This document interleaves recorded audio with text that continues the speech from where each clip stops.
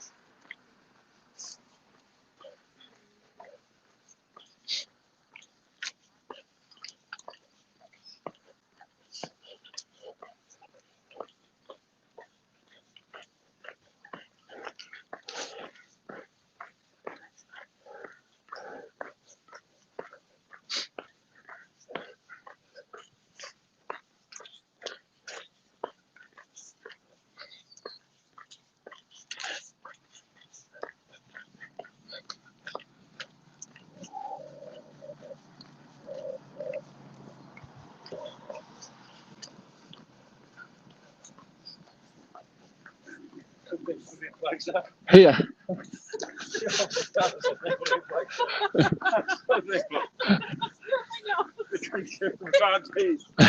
I'm so happy to be in Flagstaff.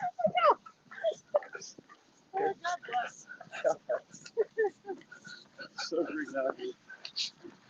All right, folks, we are back. We have made the stream switch. Thank you very much for your patience. This is Andy Jones Wilkins, AJW, coming to you from our studio in Flagstaff, Arizona, which is the same place that these runners are coming to. We have bib number 262 and his pacer. Casey Denman. Casey Denman is en route.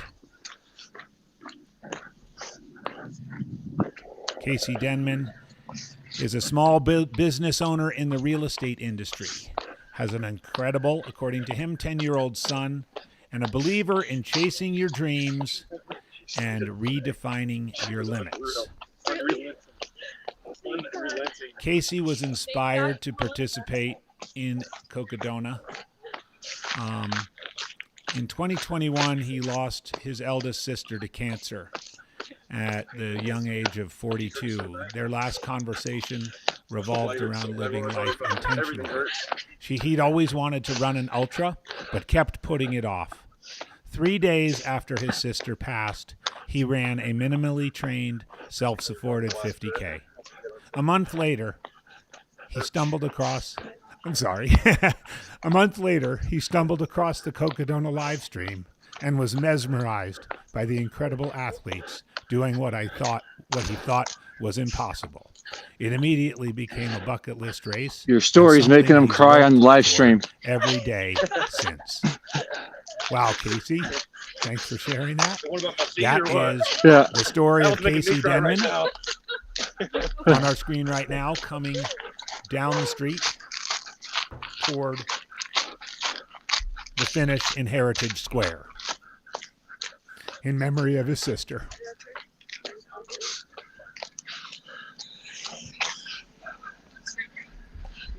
Yeah.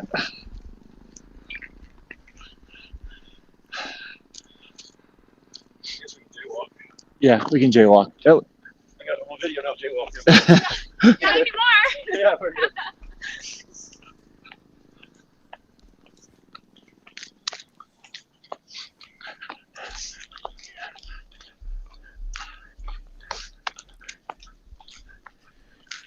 We just read Casey's incredible story of what inspired him. Casey ran his first 50K just a few days after the death of his sister 3 years ago. And now is in the last few meters of the Cocodona We don't have to 250. keep pushing. It's been like this for the past 12 hours. Yeah. Hey, number 2 man walked it in like the last 3 to 4 miles, so there is no shame whatsoever. 12 hours, she pushed me so hard up to climb Mount Elden. Great audio. Thank you. Thank you. Thank you. Casey Denman. We did it on the last, going up Eldon. We passed how many people? I don't know. 7, 8 different people we passed. Hey, you're passing people, dude. You're crushing it. After I had to take a 5-minute dirt nap because I couldn't keep my eyes open.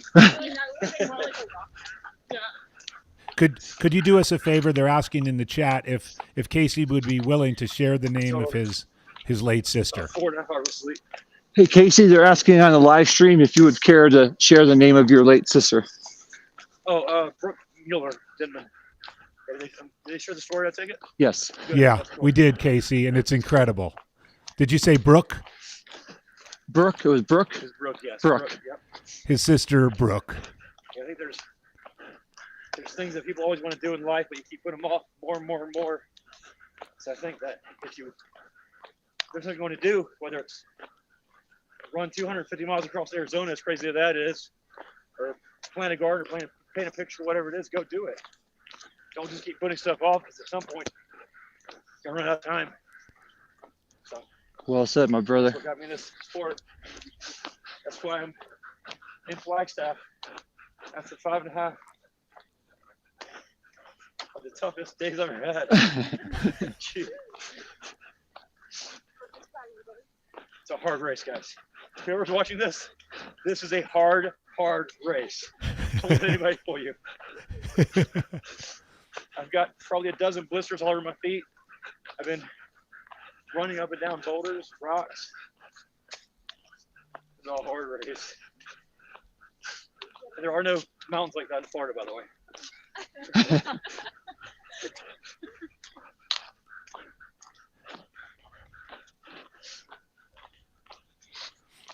A couple messages from Casey. First, don't put it off to tomorrow what you can do today. Close. Okay. And this race is hard. And don't let anybody tell you that it's not. Casey's running in memory of his sister Brooke, who passed away in 2021 from cancer at the age of 42, after which he set his heart on doing something great. He ran his first 50K shortly afterwards, and here he is. Then he stumbled across the Cocodona live stream, and here we are. So hard. I can't begin to explain.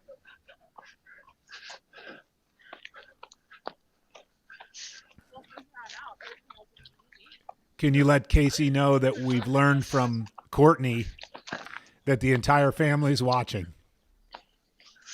We learned from Courtney your entire family's watching. Oh, that's awesome. Love you guys. Love you so much.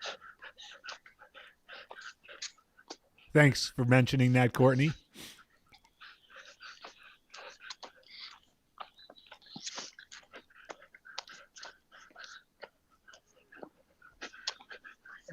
You're yelling at me. How much further we got, man? Just about 3-4 blocks. You can see that light down at the end of the street. That's where we're going to take a left-hand turn. Let's run. You ready? Yeah, let's do it. Casey's going to run. By the way, while we're watching Casey's incredible finish, I just want to let you know that DFL is through Eldon Aid Station. Through Eldon Aid Station, now on the descent, and according to our So bad. our person up there, she blew through Eldon running full speed. Didn't Just let even gravity stop do for its work. anything. This is Casey Denman. The last couple of blocks. Cocodona 250.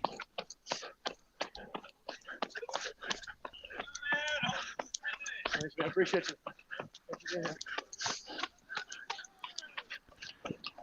DFL, by the way, is Christina Kirchnavi from San Antonio, Texas. She's on the way down the Eldon Road descent. 3.5 miles to the gate. That's all road, and then they make a quick left-hand turn, and they're on single-track trail.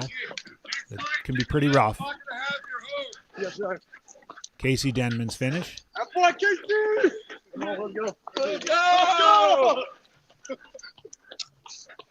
Running in the memory of his sister Brooke, passed away in 2021. What does this moment mean to you personally? Really hard thing. That's a hard course. Really nice for you. That's a very difficult course. But you can do some amazing stuff. But people set your expectations so low, they never can do stuff like this. Put your expectations higher. Do amazing stuff. That's our very own Matt Feldick there doing a quick little interview with Casey.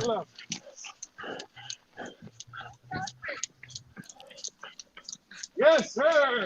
Casey!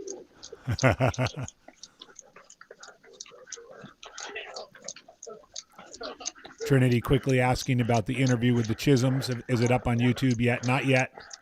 Jordan's busy. Jordan's got a queue of those, but it'll probably be a couple of days until all of the videos are up. Oh, it'll be up tomorrow. Okay. Casey Denman Keep again. going. This is the last crossing of LaRue.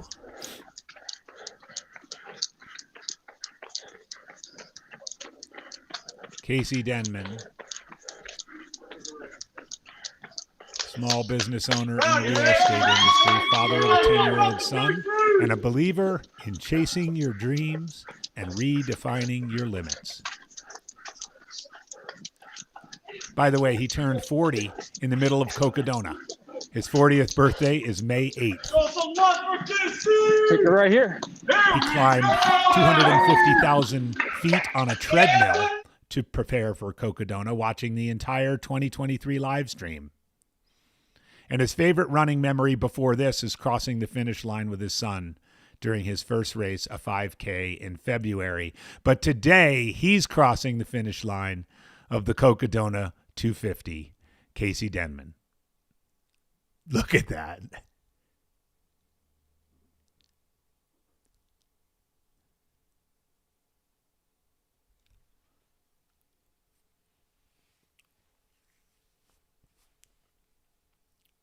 Somebody has put some dust in the duct system here in our Airbnb, and everybody's eyes are watering. So we'll have to open the windows. Whew, what a finish. What a sport. Thank you, Robbie De La Rosa. A correction on our DFL, Christina. She's from Flower Mound, Texas. Flower Mound, Texas. Robbie, if you could let us know a little bit more context on that. East, west. Love to hear more about Flower Mound. But Christina Kirchnavi, who's our current DFL, is on the descent off of Eldon.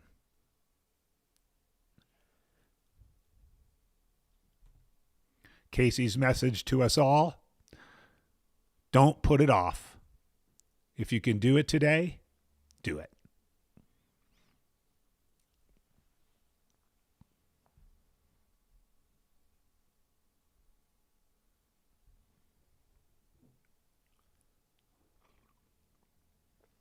Good view there of the early morning light hitting the Heritage Square finish line, where we've just seen the dramatic finish of Casey Denman, who celebrated his 40th birthday while on the trail. His 40th birthday was May 8th. You can't make this stuff up, people. 250,000 feet on a treadmill in Florida. A birthday on May 8th, and a message to us all to don't put it off. Here's our drone shot over Buffalo Park. This is headed back. This is headed north. That is Eldon on the right.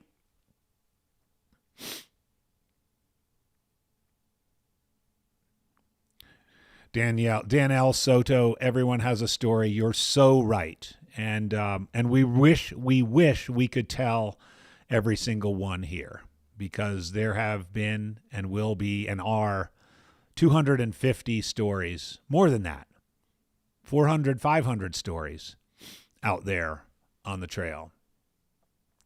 And we wish we could tell them all, but we are grateful that we were able to spend a little time telling you all about Casey's. Thank you, Delmar. Flower Mound, Texas is northwest of Dallas, near Grapevine Lake, Texas. Small town west of San Antonio, which is where Christina Kirchnavi, our current DFL, who has crested Eldon and is on her way down. And according to our reports up there, DFL just blew through Eldon running full speed. She did not stop for anything. So she's got the bit between the teeth and got 3 hours and 24 minutes. Sorry, 3 hours and 34 minutes.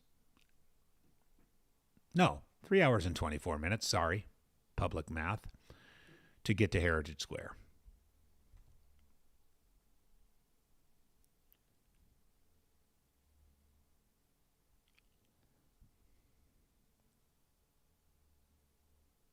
Thank you, those in the chat. I really appreciate it, so we can get the facts straight on where people are from. Appreciate that a lot. Flower Mound, Texas is the home of Christina Kirchnavi, who's currently our DFL. Whew, and after that story from Casey Denman, I'll need to take a break, take a little breath. I don't mean to break.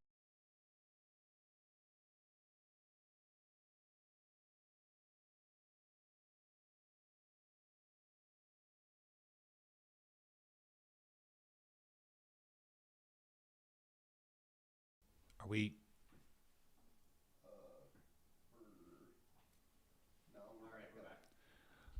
all right, sorry, we just had a little glitch there, but I wanted to just mention we have 10 runners in yeah, we weren't taking any breaks, and then it's like it's an AI bot. Screen here though when you have a second. 10 runners left in the 250.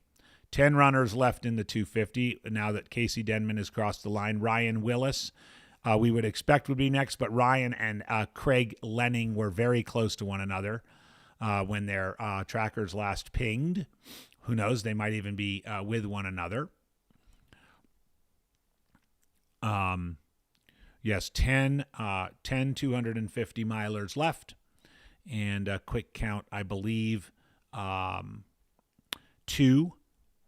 125ers, but I want to get confirmation of that. But that's what I think it was at last count.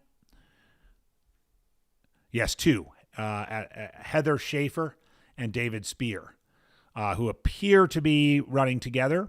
Their bib numbers 521 and 573. We'll try and get eyes on them. Those are the last 2 runners out on the 125 course. So between both races, we've got a dozen left, 2 in the 125 and 10 in the 250.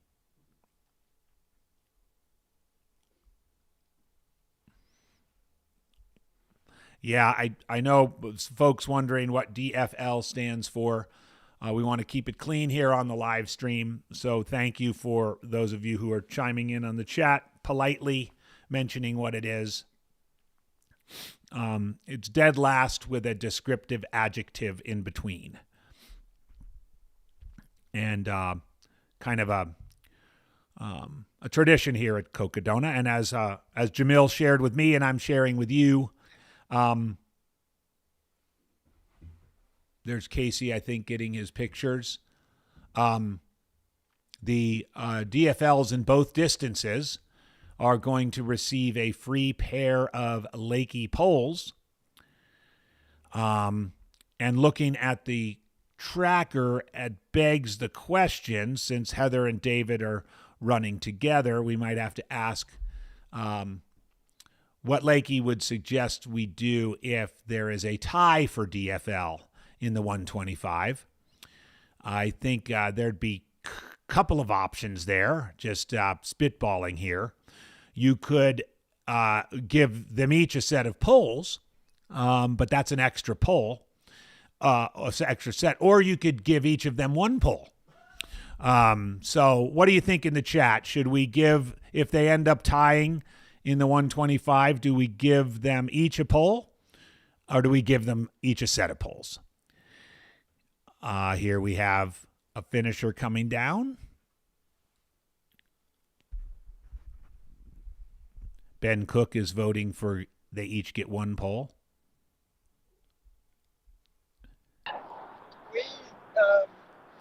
No. We actually made it to just about the finish line, and we got lost. Oh In no. the dark. So we've been spending like 3 hours Oh, okay. getting back and forth.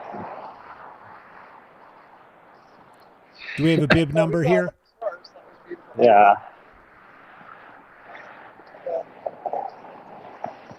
And I think I clocked 131.7 miles.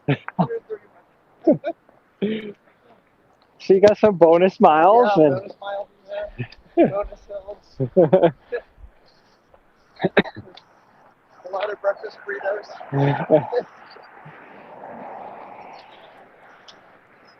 Could we get name and bib number?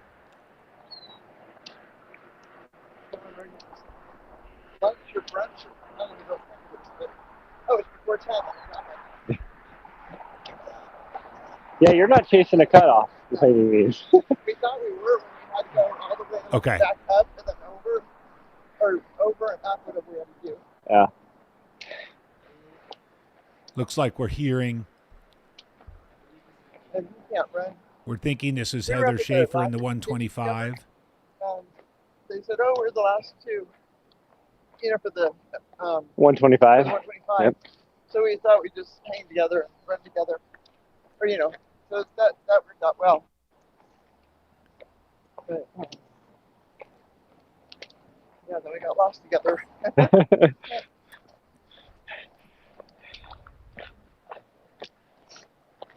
Sounds like she went a little bit off course, or perhaps even a lot of bit off course. We're getting most votes for two sets of poles. Sleeping mattress in my car. Like a But sleeping now that pad, we're a big seeing one. just Mhm. Heather, Can't wait to get I'm there. thinking they're not together Eat anymore. up and-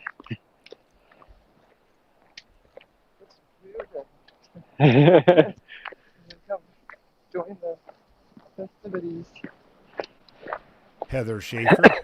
Are the winners still like? Do they come back for anything or? Most everybody does. Yeah, it'd be pretty cool to have a day, you know, for them. Seatown fan, yet we are. The latest we've heard from Christina is that she blew through the Eldon aid station, is on the descent down the road. We will likely get an update on her when she gets to the bottom of the road and gets onto the single track and closes in on Buffalo Park. To figure out where the start is, finish, you know, that. I quite often freak out about that all the time. And Yeah. But there were sort of different times. Like, well, where do we even go? You know, get down there.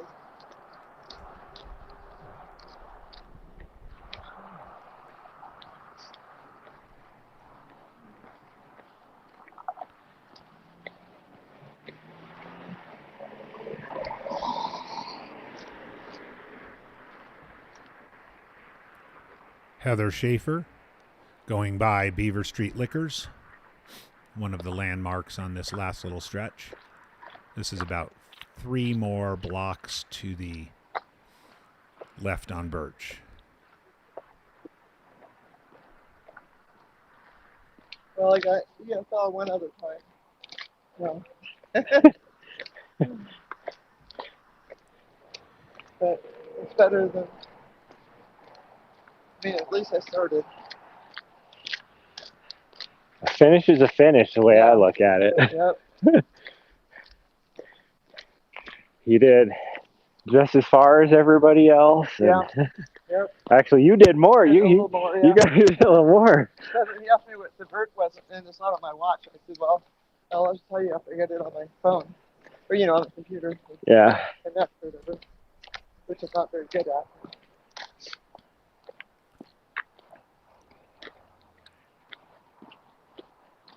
All right, we're hearing from Heather Schaefer. Also hearing in the chat that last year's DFL Liz Russ Yeah, I was thinking, we were both talking about, is on her way down the mountain as well. kind of interesting it is that they went out and found a bunch of trails and then got them connected. And you got a really nice race. You know? Yeah, they did a really good job. Yeah, and the one day too, I only called him twice because I was afraid of my cell phone, batteries. Uh-huh. I'm not very dependable for charging my electronics. And he said we were at I forgot. Mun's Park, maybe. Is Mun's in Flagstaff? Yeah, it is. Yeah. And then what's the second one that we went to after Mun's?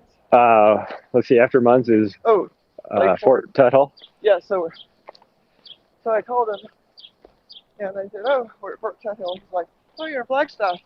And I'm like, I am? Because I never even thought about it as being in Flagstaff. And I'm like, wow, that's pretty cool. I've been from Jerome to, Cottonwood, through Cottonwood, Clarkdale, and Cocodona. So, yeah, it felt pretty good to have that accomplishment.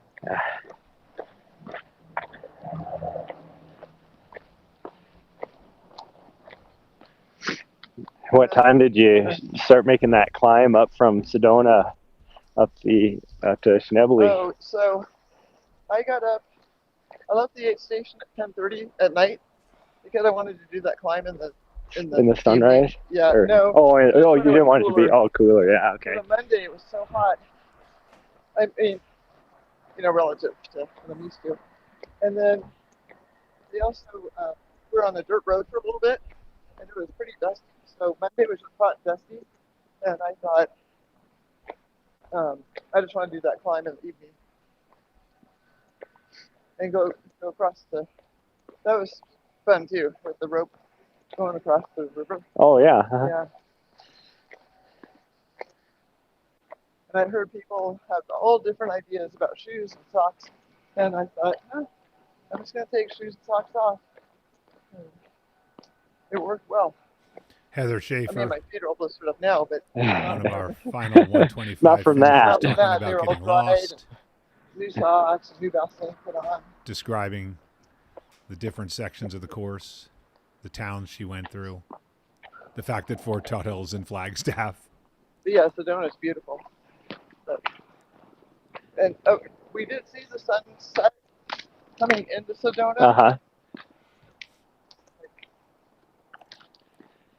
The third day, or I guess second day? Yeah, second day. But that was just beautiful. Every time you turned around, there would be like just a view that was incredible. Certain mountains I actually noticed this. One guy was taking pictures in front of us. And so I'm like, oh, if he likes that picture, I like that picture. Well, I remember bringing in a couple of the leaders, and right around that time, sunset into Sedona. Oh, yeah. And even Versteeg, he stopped as we were on that trail system coming in and just took in the view. Yeah. It was. Yep. Yeah, I mean, I wasn't racing this. I was just doing it like an event, but I'll be clearly.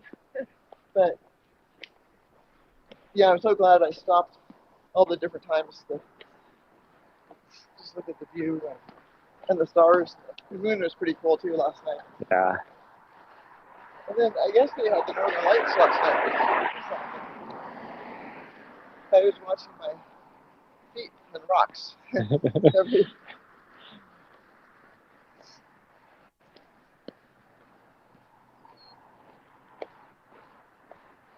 Oh man, am I going to be sore? Well, rightfully so after 130 miles. Yeah, that was my first 100 too. Oh wow. So when I hit 100 miles, I was, this was yesterday. So that was kind of cool. I took a picture of my watch. Yeah. Well, congratulations for your first 100 miles. This is Heather Schaefer's first 100-miler.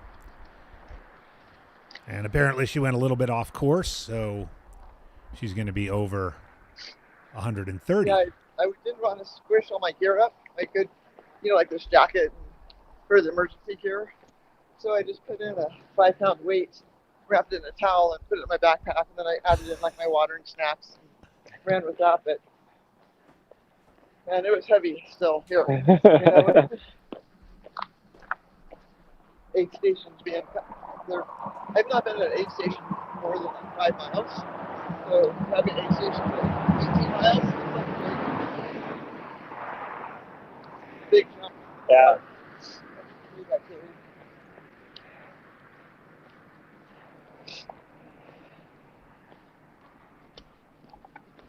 Well, that's smart to do to make sure you could get used to that weight by training with putting a 5-pound weight in your pack.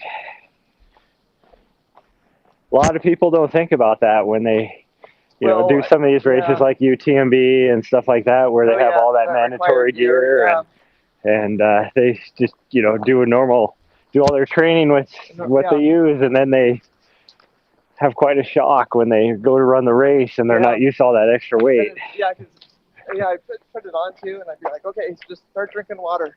That's the first thing that's going to lighten the weight. Yeah. Yeah, I heard that from Sally McRae's, one of her podcasts or book or something. That get used to carrying all your gear, because you need to carry it, and you should probably carry it anyways, Yeah. That's what it's for. It's emergencies. So anyways, that helped me too. I got that all organized, because it's usually kind of scattered. And I usually pack a whistle, and I learned about a comb for the cactus through javelina. So I got my little emergency pack dialed in better.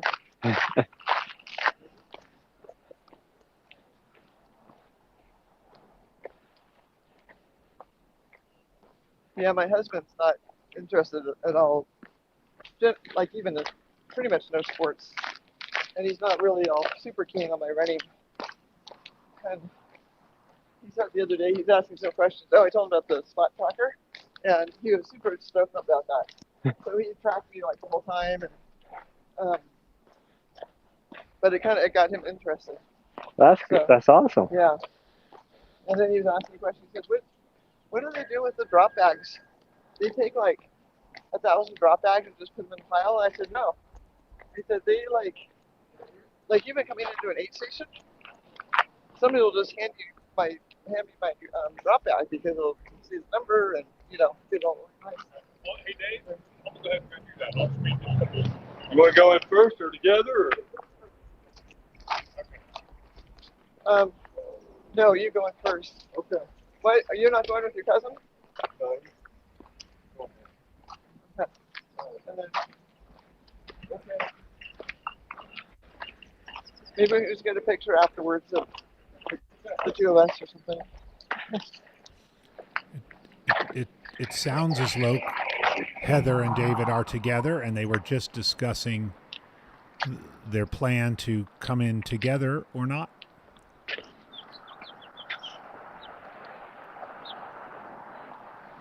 You're good now. So is that David up ahead? I heard, it sounded like they were talking to one another. So I think we have Heather Schaefer and David Spear, but not entirely sure.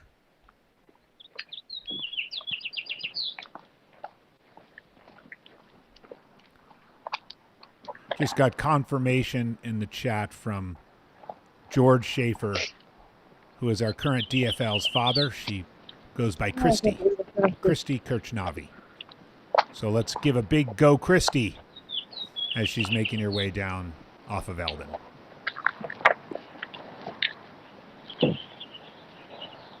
Yeah, I also called my husband on Tuesday and I said, I don't think I'm going to be able to finish this race. He said, well, then what are you going to do? I'm like, oh, yeah, good point. Maybe I'll stay and do another day. And I'm like, oh, things are better on Tuesday or on Thursday.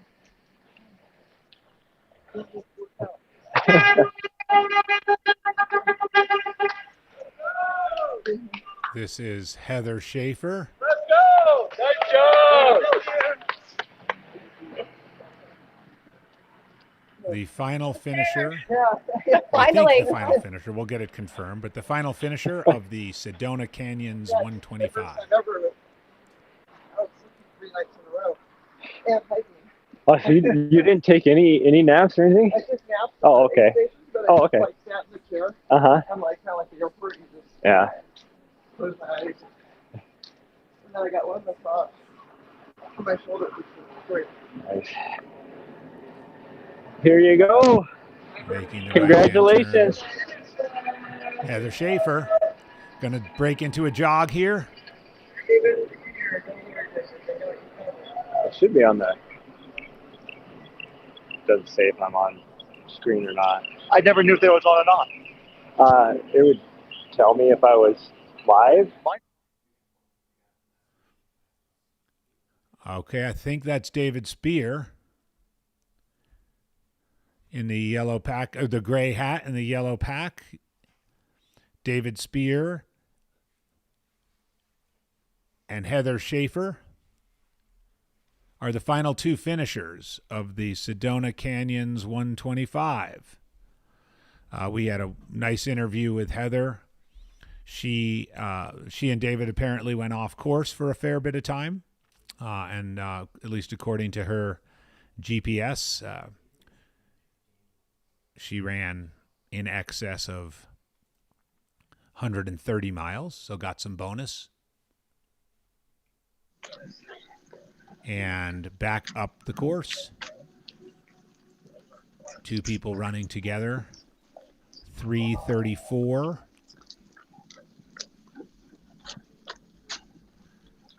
Catch that bib number on the left. 2:30. We take a left here. Oh, they're making the left here. on Birch. Yep, go that way. You get that second bib number. That's 2:30. Greg Lenning. I'm going to guess it's 2:61. Yes, this is Craig Lenning and Ryan Willis. Craig Lenning and Ryan Willis just made the left on Birch. Craig Lenning and Ryan Willis running together. It's cool to see.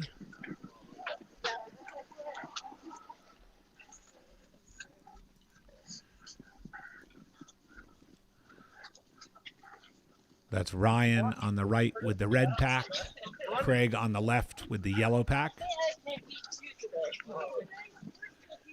Crossing LaRue.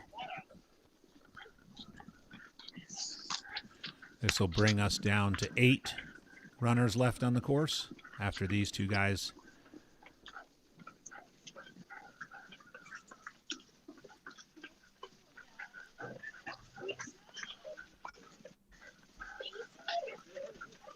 Just learning a little bit more information about our Right after DFL that tiny Christy Matt, you take her from her right. dad in the chat. She's 38 years old. Right here, yep. From Flower Mound, Texas.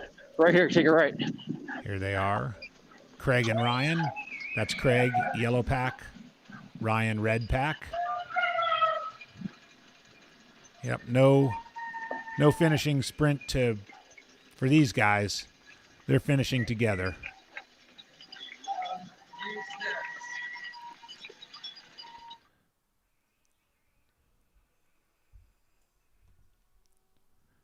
Craig Lenning and Ryan Willis. Craig Lenning and Ryan Willis, our most recent Cocodona 250 finishers. Chris Warden, welcome back. Happy Saturday. Morning. Well, you gave me a chance to nap a bit through the witching hour, so I hope you enjoyed a little bit of shut-eye. It moves quickly. Chris Warden, the voice of Aravaipa, is back by my side, thankfully. Folks still on the course. First, the 125 miler is a complete. We've had our final finisher. They'll be getting a nice pair of Lakey poles. And we are still awaiting 8 finishers now. Simone, Valentine, Austin, and Christopher Jones looked as though they were virtually together.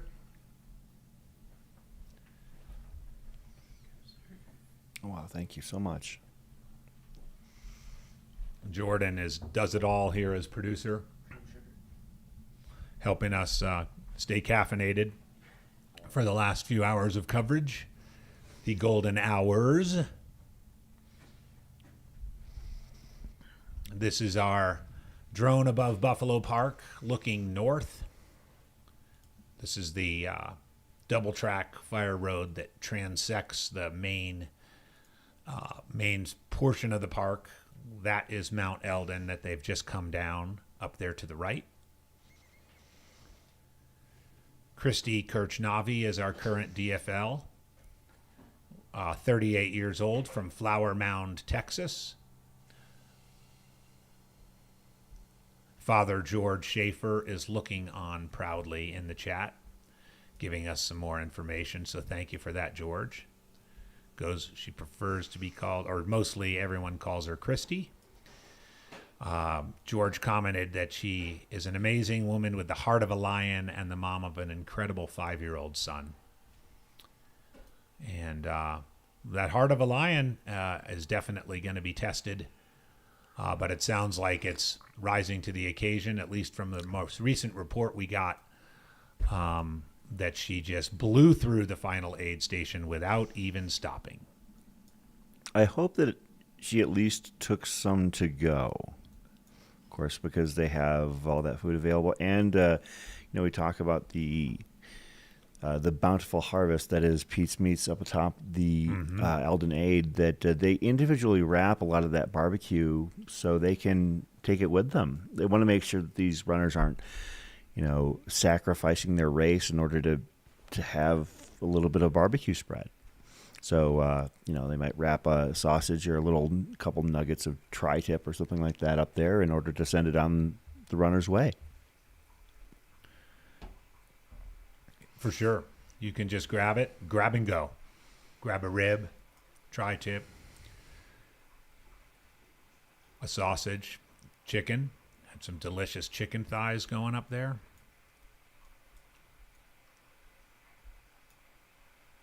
No dropping up there either. Yeah, they'll just shove you off the side of the mountain. Yeah.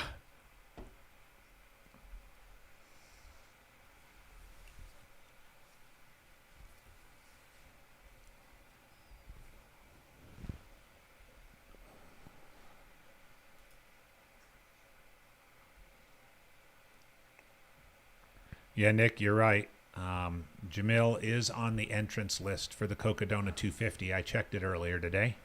Seriously? Seriously. I know I'm sleep deprived, but I saw it with my own 2 eyes. Jamil Curry, Cocodona 250. Maybe he wants a free set of Lakey poles. All he has to do is finish last. Awesome. Thank you, Jordan, with the coffee delivery. Yeah, again, thanks, folks, in the chat. The latest we heard about Christy was at the aid station at the top, that she blew right, asked how much time she had left on the clock, and just blew through the aid station. With, as her dad points out, her heart of a lion. Tell you the things that Jamil will do to avoid coming in on the live stream with us. I know. Exactly. We'd love to interview Jamil. Well, maybe we'll have to put him on the interview list next year. You know how hard it is here we go. to get FaceTime I'm with doing Jamil? fantastic. Good. He doesn't even come to our lunches anymore. 250 miles either. Do we have a bib number here? Yeah, through this week. Just doing this. Jones? I've racked up about 105 now. Yeah. I've done most of that just right here, like about 80 miles just going up and down there. I love doing it. So Shad can't hear us, right? Shad, do we have a bib number or name? He can't. Okay.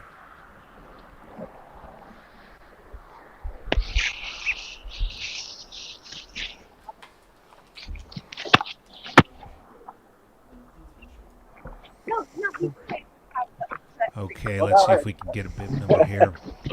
Looks like Christopher Jones. Anybody in the chat recognize this runner? Just drop it in there. Yep, that is Christopher Jones. Christopher Jones, a.k.a. the Runner Plumber. Oh, I'd love to hear that story. Runner Plumber. I would hope that one is pretty much what it is at face value. Found it. Father, husband, plumber, ultra runner. He was inspired to participate in the race by pacing his friends last year. What section of the course is he most looking for? The start line and the finish line. Well, guess what, Chris? You've seen one 5 days ago, and you're about to see the other one. Father, husband, plumber, ultra runner. Christopher Mike Jones. The Runner Plumber.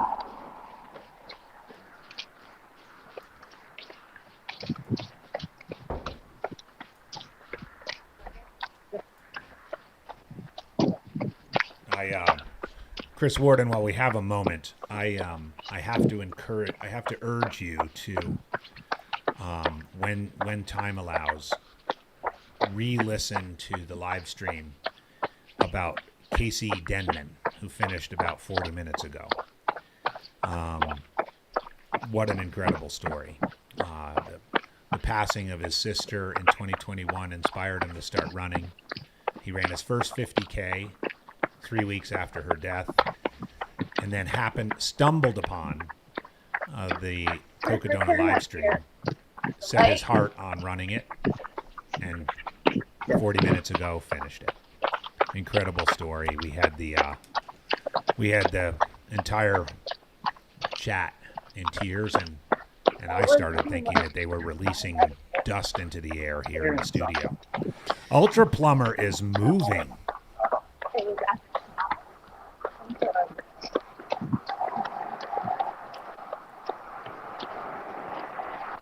Christopher Jones goes by Mike in his runner info. The Ultra Plumber, Mike Jones. Pacific Northwest Power. Maureen, where's he from? Love to hear that. Christopher Jones from Camas, Washington. There we go. The Runner Plumber. Got another companion for the last few blocks. Thanks, Adam. And a finisher. 91? From Brazil. Representing Simone Brazil. Valentin Austin. Simone Valentin Austin from Brazil. Actually from Naples, Florida, but representing Brazil there, as you can see with the flag. But yeah, she's from Naples. There we've got a good shot from our ground camera. Simone Valentin Austin. Absolutely. And now we're back to Mike Jones, the ultra plumber.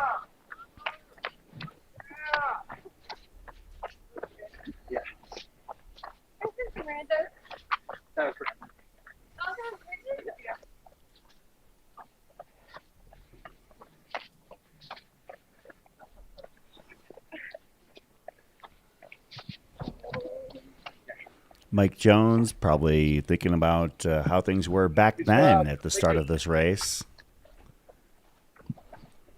Maybe how he had to go nearly 281 miles. Mark Lee's helping us out here that he's now being joined by his daughter, Hayla Jones. They're in the greenish jacket. They crossed Ladue. Here's your iconic right-hand turn. They're going down Congratulations, Cocodona man. Alley in just a second. Mike Jones. The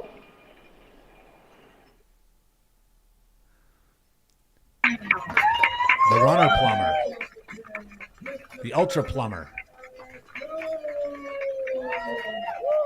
This was one of the two places he was most looking forward to seeing. And here he is. Mike Jones, Camas, Washington.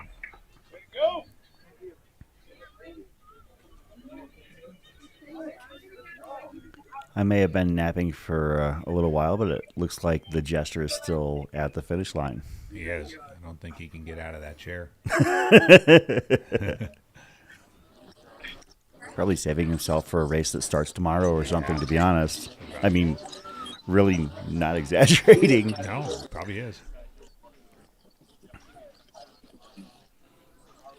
Mike Jones.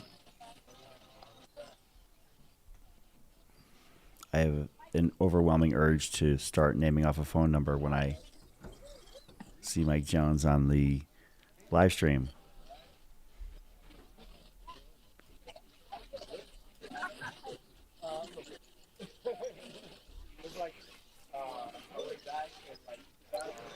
Of course, people in the chat, thank you for tuning in with us here this beautiful Saturday morning from Flagstaff and teaching us all about brand new emojis that I have not seen before. I did not know there was a plunger. Yep, we just got Ultra with 5 plungers and 3 exclamation points. We have 6 runners left on the course.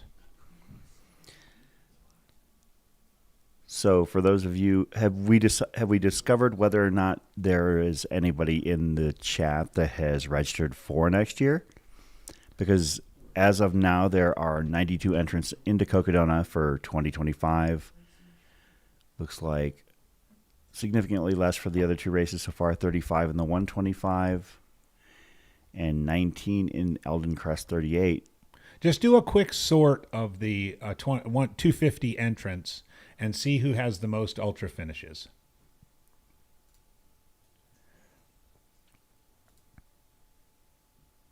Who is it? Oh, it's Andre. Andre Lee is signed up already. Yeah, actually, the top 3 in terms of the number of results are all locals, all former Cocodona finishers as well.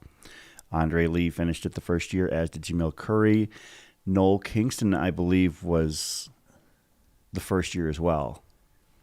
We're back in the drone in Buffalo Park. Noel is running some race in Northern California in June as well. You might have heard of it.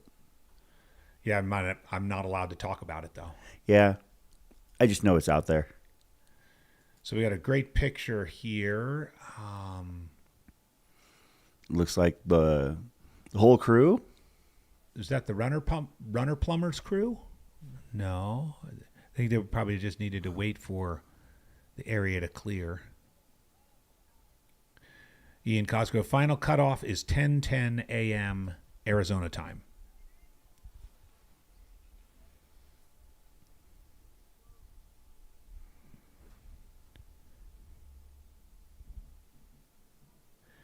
Dan El Soto about the Eldon Crest Sedona Canyons reroute. I think it's way too early to tell. I agree. It sounds like everything went well with it this year. And in fact, I had a funny moment when I was on my run on Eldon yesterday evening. One part of the section I went through is where the courses diverge, where the 250 goes up and over Eldon and the 125 turn left and go around Eldon. And there were two runners that came to the intersection, and they looked at each other and said, "Oh, thank goodness for the spotted owl," and they turned left. People speculating, I guess, on the Jester's next race. He's made it pretty well known that he is looking to try and set the new world record for most 100-mile race completions in a year. So to that end, I know that record currently stands at 50, so he would need to make sure that he knocks out at least one a week on average. So one of the unique things about Sedona Canyons is that it starts on a Wednesday. Not a lot of 100-mile races do so. So that's why I think it was not entirely out of the realm of possibility that he was going to be running a race perhaps that started today, but he is hanging out at the finish line. Sounds like he is anticipated to be at Born to Run next weekend. Somebody said in the chat.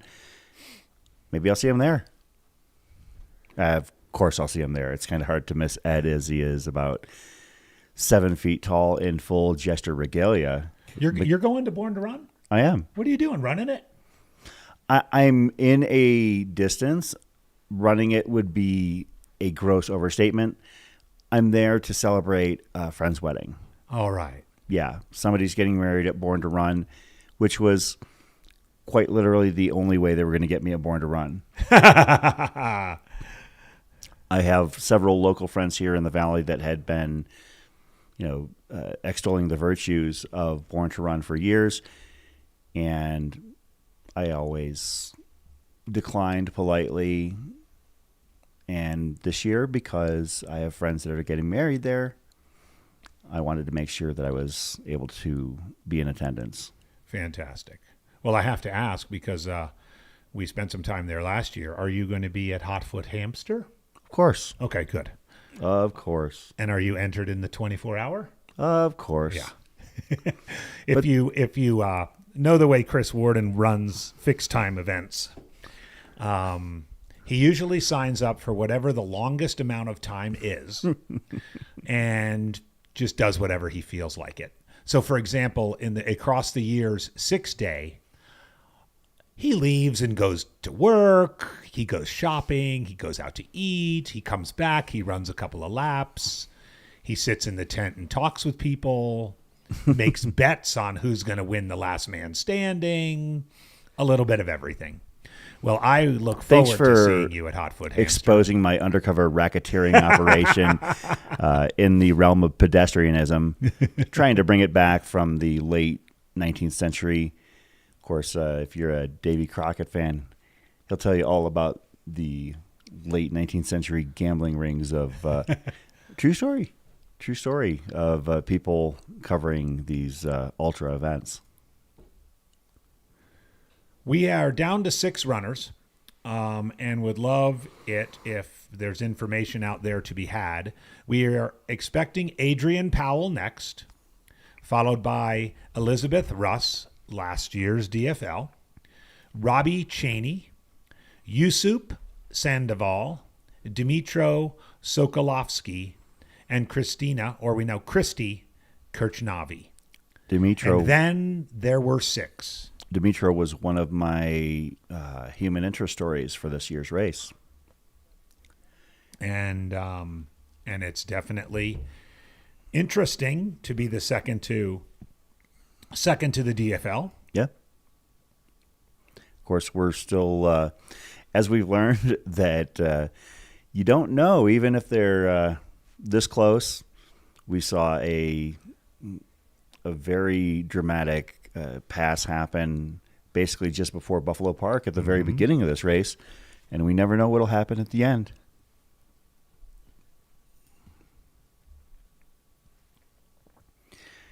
Yes, those in the chat, it was Pat and Sam that I'm going to go see get married next weekend. Pat and Sam, one of the best ultra couples out there.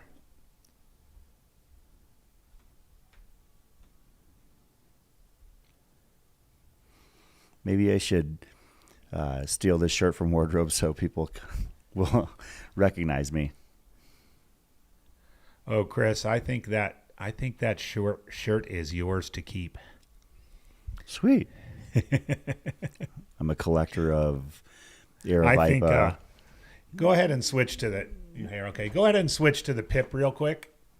It's not working. Oh, it's not working. Okay, forget it. I wanted to let folks see the shirts that we're talking about. We've got these wonderful bowling shirts that were made for us. There we go. So take a look at these shirts here, bowling shirt look with a nice flared collar. And one of the things we were wondering, if you're watching in the chat, do you think these would be worth marketing to the public, or do you think they're better just sort of limited edition collector's items where there are only 2 in the entire world? I do kind of like lording it over people, yeah. but I also did say last night during the show that because there had been a handful of people who had expressed interest that if they weren't going to mass produce them, that I would be more than willing to donate this shirt to Girls on the Run of Northern Arizona and have them auction it off. I mean, I still probably will. Mm-hmm. Okay. But cool. But the uniqueness of the shirt would probably be a little bit less because you can just buy one rather than have a slightly used, probably stinky version. Yeah. Because I'm not washing it before we give it away. All right, you can take the pip away now. Oh, they got we us don't on need to full... look at ourselves anymore. Woo! Yeah. Okay. I always cringe whenever I see us on the monitor screen on the full side. I'm like, no, the camera's not for us. Yes. Especially at this point. I mean, we've been broadcasting this race since Monday. Yeah. We started our pre-show a week ago. Indeed. And the race is still going on. Well, Chris, I think it's safe to say that both of us have a face for radio. Yeah, well, that's my origin and background. That's your origin and background. Yep. That's my villain origin story. I always love it when I love it when you see have a favorite DJ or favorite sports talk guy. I'm a big sports radio person, and you could literally. I mean, it's a little bit less now because of YouTube and social media and everything else, but you could literally go years where all you know about the person is the sound of their voice. Yeah. And then all of a sudden, something pops up, and you see what they look like, and it's for me anyway. It's almost always like, oh, I didn't think they looked like that. It's not like they look better or it's worse. It's like, oh, I would have preferred to just not know what they look like and just to have the voice thing. That's when you find out what they look like. Yeah, right.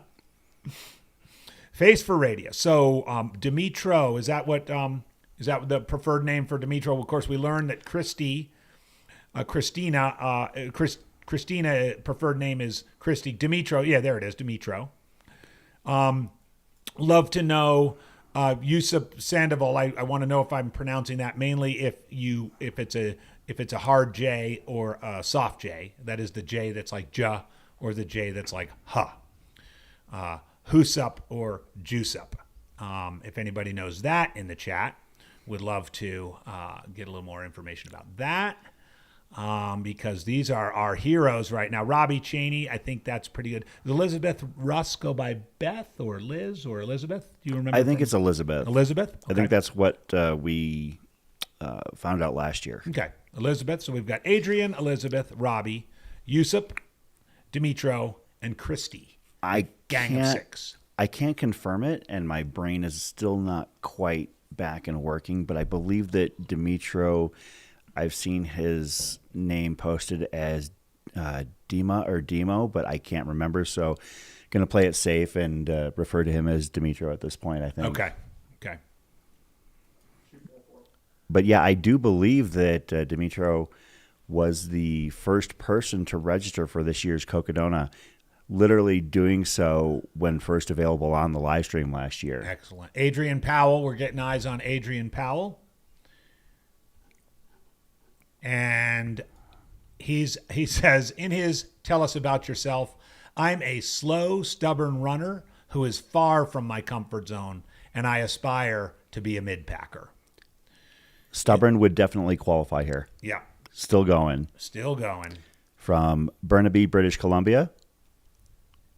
Inspired to run the race by the amazing aid stations and the chance to see a lot of the different ecological and geological parts of Arizona. Yeah, you jump climates in this race. I mean, we talked about the notorious brutality of the first 37 miles of this race. It's because you're running in the desert in May. And that's incredibly tough and, you know, without the proper precautions, downright dangerous. So you start down there and, you know, you run through the Sedona Red Rocks, actually through sections of the Arizona viticultural region where you're running through. Not a lot of people know there's an Arizona viticultural region. Oh, I explore it from time to time. Yeah. A lot of great little tasting rooms and winemaking operations in the Cottonwood, Jerome, Cornville areas, Clarkdale, some long-standing family operations, including Caduceus Cellars, which is owned and operated by rock superstar Maynard James Keenan, the lead singer of Tool. A couple little tidbits from the chat that are worth discussing. Morgan Massengale's in the chat. She's Robbie Cheney's girlfriend, crew chief. They're from Phoenix. Yes, indeed, my hometown. And it's his second ultra ever. His first one was Coldwater in January, where he finished DFL. I also want to jump in with something. You might remember calling David Brownrigg's finish yesterday. Mm-hmm. He finished in 93 hours. He's outpacing Elizabeth Russ. He ran 250 miles, and now he's pacing last year's DFL. We're looking at Adrian Powell, a stubborn runner who aspires to be mid-pack. We always have some wild pacing stories here in this race. I guess it would be a little bit different, but I do remember there was a husband and wife couple last year, and we've had husband and wife couples run this race before. Holly Hovius and Jeff Hemperly were the first in 2021. Saul and Colleen Vidrio did it in 2022.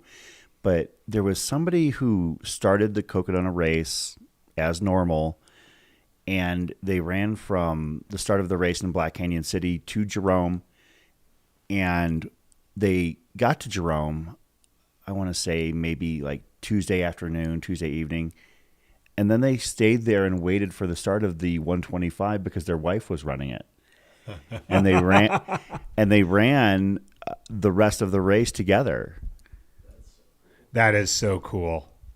I wish I could remember their names and give them their propers, but oh my gosh, Danielle, thank you so much for the donation. $199.99. Danielle, thank you so much. As we've been saying all week, these live streams are obviously a labor of love for all of us, but also do cost money. And there's, by the way, Chris, there's Beaver Street Liquors, one of the landmarks on Beaver Street for all of these runners heading down towards town. This is just outside of town. Excellent selections, great prices. And we really want you to know, especially since the landscape of the technological landscape in particular of of things such as drones and gimbals and the equipment that Trevor has in front of him. If you saw 3 screens, one huge screen, big lights, probably 12 miles worth of cable. We have 3 cameras here. There's cameras all over the course. The investment of time and money and resources into what we do here is significant. So thank you for that wonderful donation, Danelle.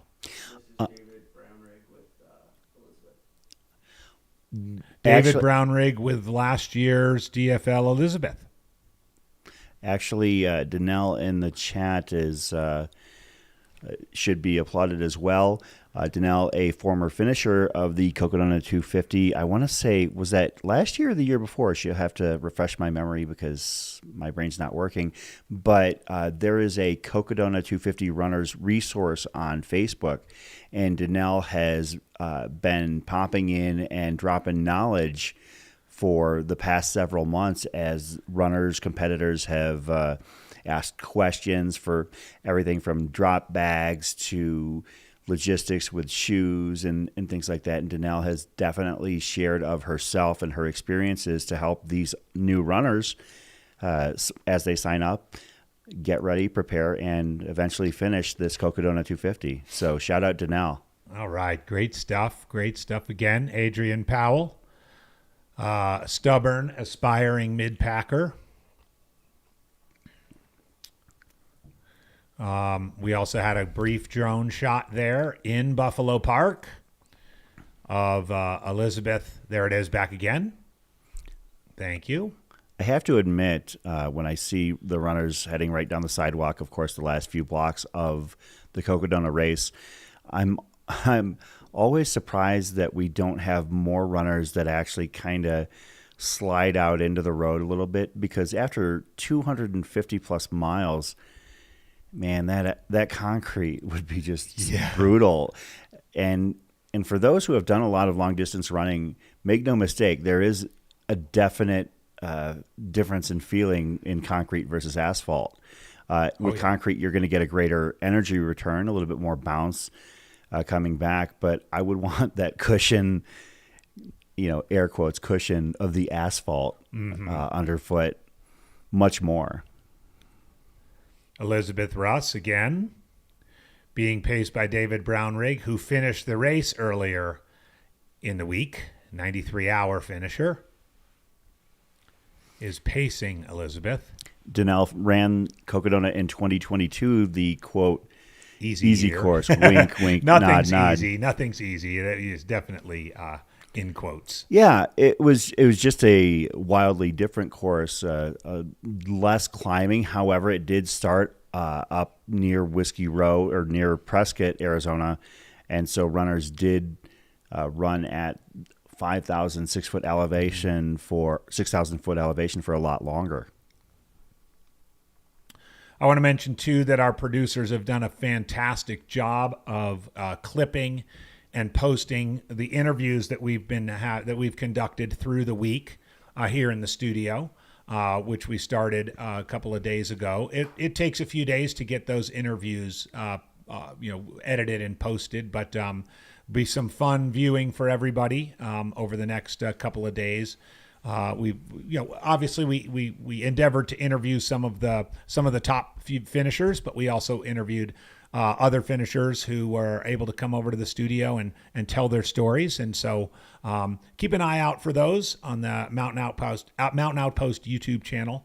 Our guys are doing a great job, getting those turned around as quickly as possible. There's probably 6 or 7 up there already. I will say it has done wonders for our coverage as you see a beautiful shot of Humphreys Peak and Agassiz Peak in the background at Buffalo Park, the 2 highest peaks in the San Franciscos, the 2 highest in Arizona. That moving the coverage studio to Flagstaff from Phoenix has been a definite game changer in several ways. Number one, we're only a few blocks from the finish line. We don't have the same open air, ambient energy buzzing as we do at Haviland 100 or Black Canyon. However, Number one, we're able to make it very easy for guests to come in and hang out. I mean, last night we had Kevin Goldberg, Aaron Fleischer, Mike McKnight to come in. We've had pretty much all of the top 5 men, women finishers that we could corral to come into the studio. And also for Mika Tews to tell her amazing story. That wonderful was interview. Rachel Entrekin, just hilarious. Yes. Very funny and wonderful interview that was.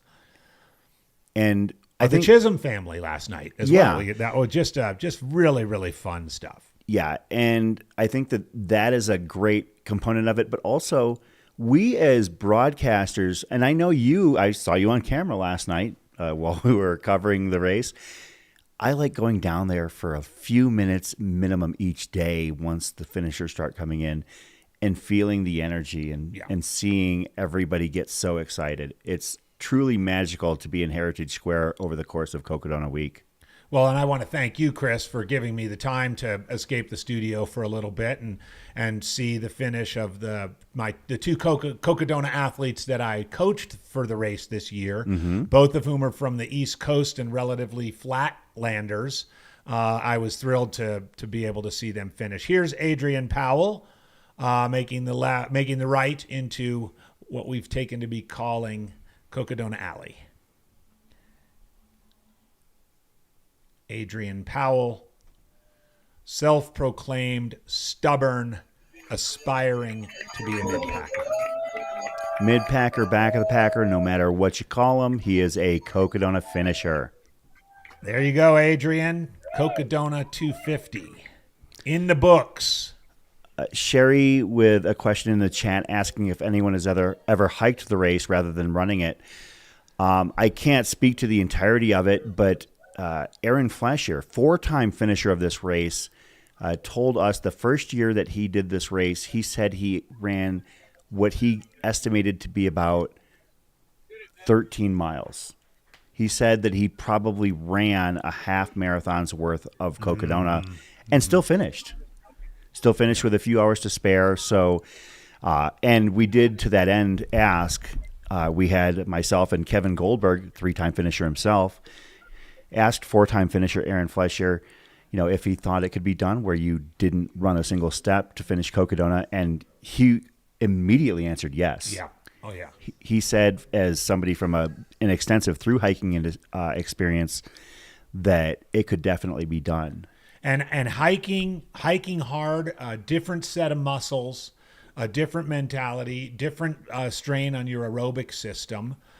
Some of the more technical downhill sections, you're much safer walking than running. Sure. Especially at night, especially if you're compromised because of lack of sleep. So, great question. And of course, a lot of the folks that have come to the sport of 200+ mile races, like we talked about in our interview with Jeff Garmeyer, came from hard hiking backgrounds. So 100%, yes, there is some running done by some of the folks, especially way up in the front, but a lot of hiking. Here, for example, is a good example of a time to sort of pick a spot to run. It's the nice flat, smooth road, just leaving Buffalo Park, and they're going to make up a little bit of time. Shout out to Stan Berry. I've seen Stan at several Aravaipa events. We got to know Stan the very first Cocodona. Got to know him and meet him as he is an Oklahoma runner who spends a lot of time out here in Arizona.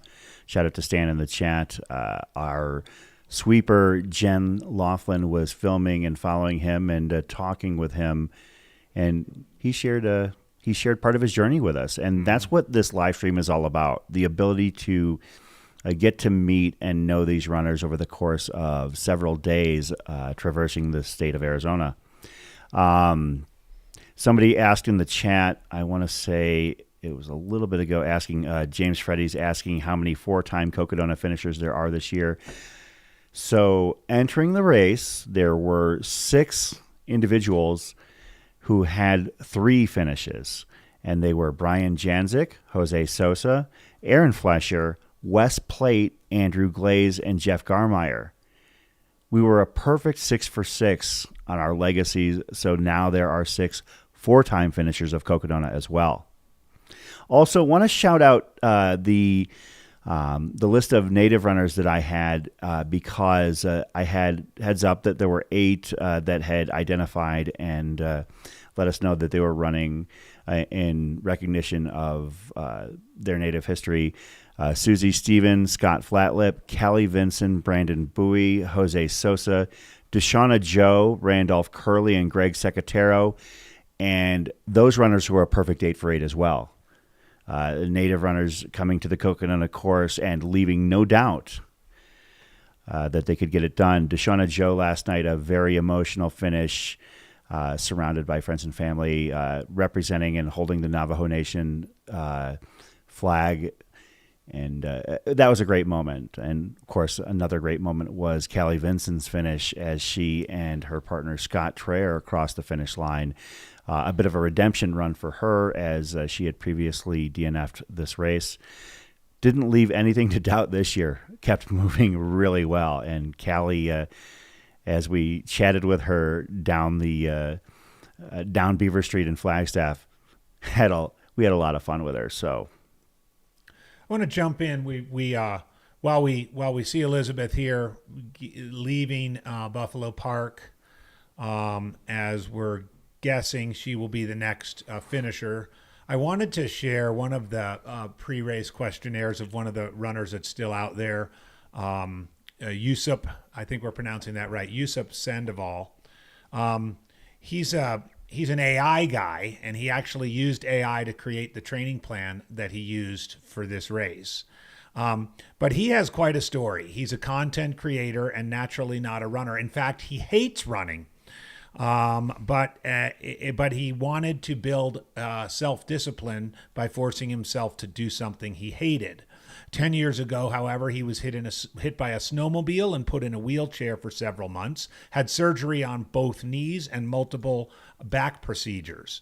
As difficult as it was, he used it as a catalyst to taking control of his life, lost a ton of weight, and started doing a lot of challenges to push himself. Eventually set a goal of running a minimum of 2 miles every day for a year in 2021.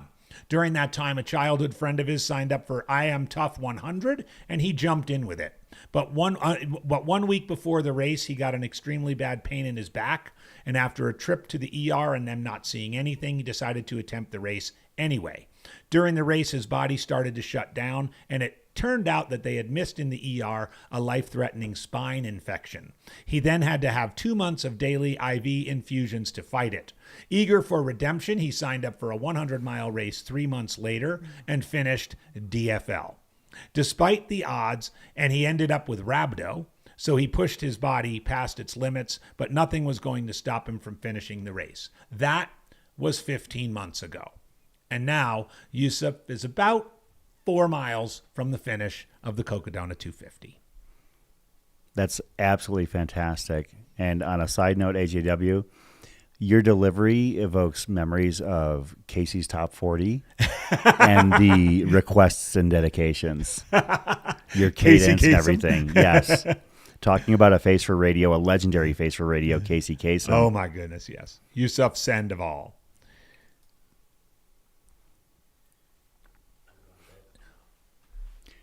Hey, Jordan, come here. Have a seat. Yes, I know you're tired. I get it. We're not going to keep you very long. You're not the only producer we did this to, so. Folks, we've got here in the studio with us. There he is. We can introduce you. This is one of the people who makes the magic work. We'll head back with our shot out on the course here, but this is Jordan Schmidt. Jordan, one of our producers here at Mountain Outpost. Jordan, I wanted to recognize you because you have done a tireless and often thankless job keeping the production going here this week. So thank you for everything you've done. I just do my best. It's something I like to do. Yeah, you've been doing this now for a little time with us. Obviously, we all shared some wee hours at Run Rabbit Run, and we've all worked together for a few months now. But this is a bigger undertaking, a bigger operation. This is your first Cocodona, correct? Yeah. Every past year I've been in school. And what are your thoughts helping to cover this race? Basically, people don't understand that you're monitoring dozens of cameras at times and following the race from a distance. But that's why when people say, hey, can you go back to this coverage or this field or this camera angle? You're the person that is monitoring all of this to make sure that, under normal circumstances, we don't miss anything out there. Yeah, so we've got our little thing that shows all of our current camera feeds. There are times when it's just at night where we don't have many cameras. Sometimes all we have is a single runner cam, and that could be Shad or Steven, and they're pulling a lot of weight that night. They're giving us a lot of coverage that we otherwise wouldn't get. And just what I think of the race is that these people are all crazy. Yeah, I mean, you're no stranger to these events, as you've been out at Aravaipa events for a couple years. Your father, Aaron Schmidt, shout out to him. We had him in the studio. He is race command, but also a race director at Aravaipa Rides. Despite all the javelinas and all of the mountain bike races that you've attended, this is wild, isn't it? This is the largest race I've been to. Like, I still think people are kind of crazy for doing 100 miles in under 30 hours. Some of them were finishing in under 12 hours last year? Thereabouts, yeah. And we have people doing 250 in 3.5 days. Yeah. And just watching that, I'm watching multiple angles of the same person sometimes coming. I've come from Eldon or whatever. I have a drone shot. I'll have a follow camera, and you just see so much. I can't think of the word, but you just see so many different perspectives of what it's like down there. Yeah. Well, Jordan, I don't want to keep you. I know you're tired. Get some well-deserved rest and step out of the house. Jordan has not left this property in a week. No.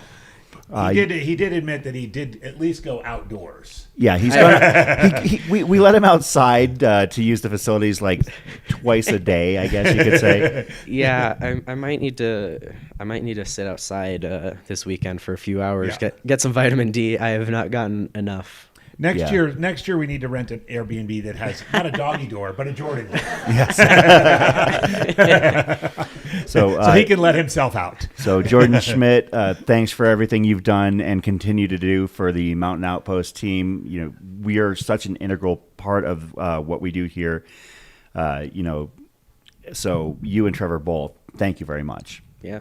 I just wanted to make sure Let's hear it for Jordan, folks, and Trevor. This is tireless behind the scenes work. So, and I know there's a bed with a pillow on it waiting for you in there. There's a bed with 3 pillows. Folks, Jordan Schmidt. All right, Jordan Schmidt. Thank you very much. If you missed the interview with Aaron Schmidt, Jordan's dad, director of Aravaipa Rides and behind the scenes race command extraordinaire. We'll probably get that up also in the next couple days. It gives you a really good insight into that side, race operations behind the scenes. And speaking of race operations, the fella there in the gray shirt is Steve Adderholt, the race director for Cocodona 250. On the one hand, he's probably happy that this day has finally come, and there are but five finishers left to cross the line. On the other hand, he knows that work for the 2025 race begins on Monday. That's true. We'll give him Sunday off. Because actually, we'll probably all go out to lunch. I don't know if you knew this, but typically after the last finishers have done, the team breaks down the finish line area, and once that's done, we basically all head over to one of the local places here in Flagstaff. I believe last year we did go to Pizza Coletta.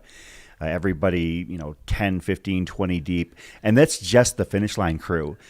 Heads over there to hang out and talk about the race and just offer up a big, huge sigh of relief. Right, because we've only been doing this for 5.5 days, and we want to talk about the race more. Yeah, that's the first thing we do. There's somebody actually, if we can put this comment up in the chat, and this means the world to us, at least to me it does. Lindsay Paez just recently made a comment. This coverage has been epic and so amazing to watch. I thought I would stop after seeing my bro finish earlier, but I'm so invested. Way to go, runners. Lindsay, that's why we do this. It's very, we're here to tell the stories of the runners you want to see, but we're also here to share the stories of the runners you don't know and help you become invested and excited about them. We become emotionally invested in these runner finishes. You know, who can forget the Stephen Park finish of 2 years ago, where basically having to stop every 50 meters or so as he headed down Beaver Street and eventually finishing with about 4 minutes to spare. That finish through a spirit tunnel as long as that alley you see before you that made the cover of Ultra Running Magazine, a space usually reserved for the Courtney DeWalters and Jim Walmsleys of the world. In that case, a DFL runner who gave it everything he had was recognized for his efforts. And that's part of the magic of Cocodona.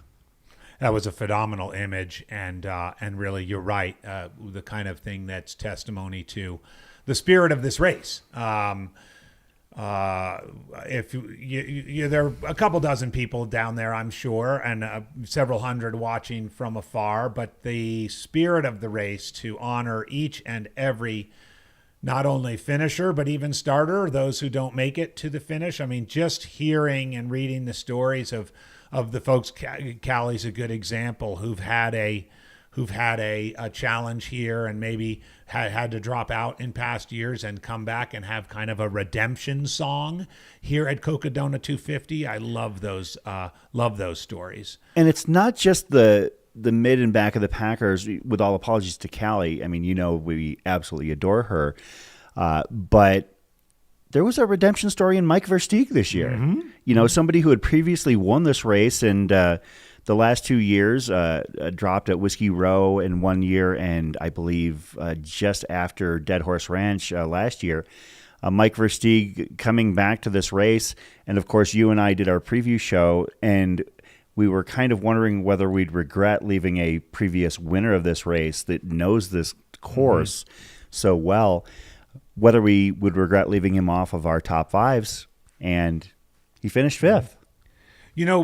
Chris, just on the race a second, because I wanted to just refresh the trackers. We know the trackers can be a little bit tricky, but we have a flip in the DFL. Christy Kirchnavi, who's been obviously hammering down the descent off of Eldon, has slipped just ahead of Robbie Cheney and slipped into second to DFL. We again, to recap, we have 5 runners left on the course. Elizabeth Russ, we expect next. She had about a 2-mile gap on our AI friend Yusup, who had the back infection and surgery and rhabdo, and 15 months ago signed up for this race and is now going to finish it. Yusup, Dimitro, Christy, and Robbie are all in that 245-mile range right now. Comfortably, I mean, anything can happen, but comfortably in position to finish under the 125-hour cutoff. But interesting to see Christy, who on the climb up Eldon was probably a good 40 minutes behind the second to last runner, has now moved into second to last runner spot. Oh no, there's more. Huh? There's more. He's waiting for the next person. Okay, But they're of course, we see Elizabeth Russ there. You. Wasn't going to stick around at Walnut Canyon and take her time this year. She means business. Elizabeth Russ on the streets of Flagstaff. Good.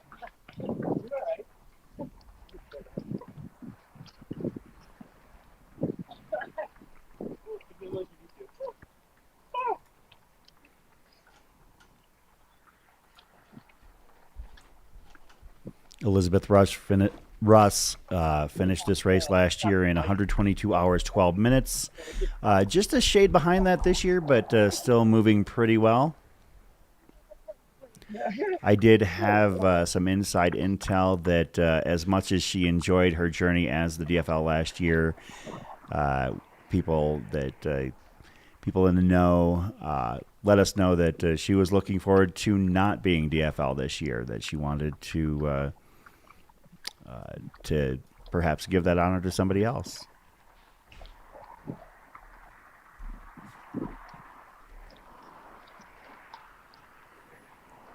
Sounds like Heather Hafen had a fun time following along here during Cocodona this year. Glad to hear it, Heather, and look forward to hanging out with you next year. The one thing about covering Cocodona is that it is truly exhausting, and we here at Mountain Outpost, put all of our heart and resources into the coverage of this race. And thankfully, after this, we do have a bit of a break where we won't be covering any races for the rest of May, at least until Zach and Matt change their minds. But stick around here, follow and like, and make sure that you're keeping tabs on the Mountain Outpost channel, because we're covering some of the biggest races that North America has to offer. We're going to be covering, for sure, Western States, Hard Rock, Run Rabbit Run. We've got a couple other events in the hopper that we can tell you about once they've been finalized and the ink is dry on those contracts. I qualify that by saying that our next race is expecting to be Western States, but you never know when we might get a directive from Jamil or Matt or Zach to get ready to cover a trail race somewhere in a far-flung land that we've never been. We did that actually just over a week ago with the Mount Fuji 100, covering that race from Japan. That was really an honor being a part of the, quote, alternate language broadcast for once, as we are usually the main feed. Our friends in Japan used our feed and resources during Black Canyon, and they reciprocated by giving us access to their feeds and the ability to broadcast on the Mountain Outpost channel and follow along American favorite Courtney DeWalter for the most part as part of that Mount Fuji 100 coverage.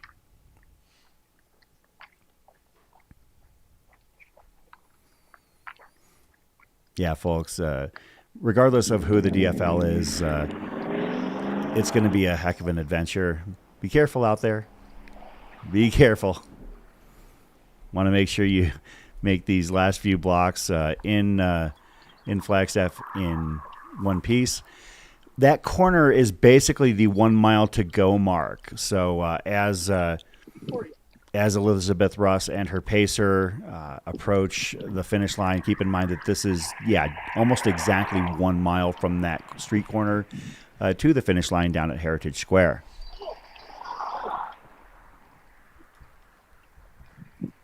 Hey, what's up? Great job. Well done there. Well done. All right. Maureen asking, you might have answered this while I was will the live broadcast be saved? Oh, yeah. Absolutely. These are memorialized, and you can go ahead and watch it. The runners can watch it. And, oh, boy, do they go back and watch it. Yeah. Yeah, they watch it. They have thoughts after the race sometimes.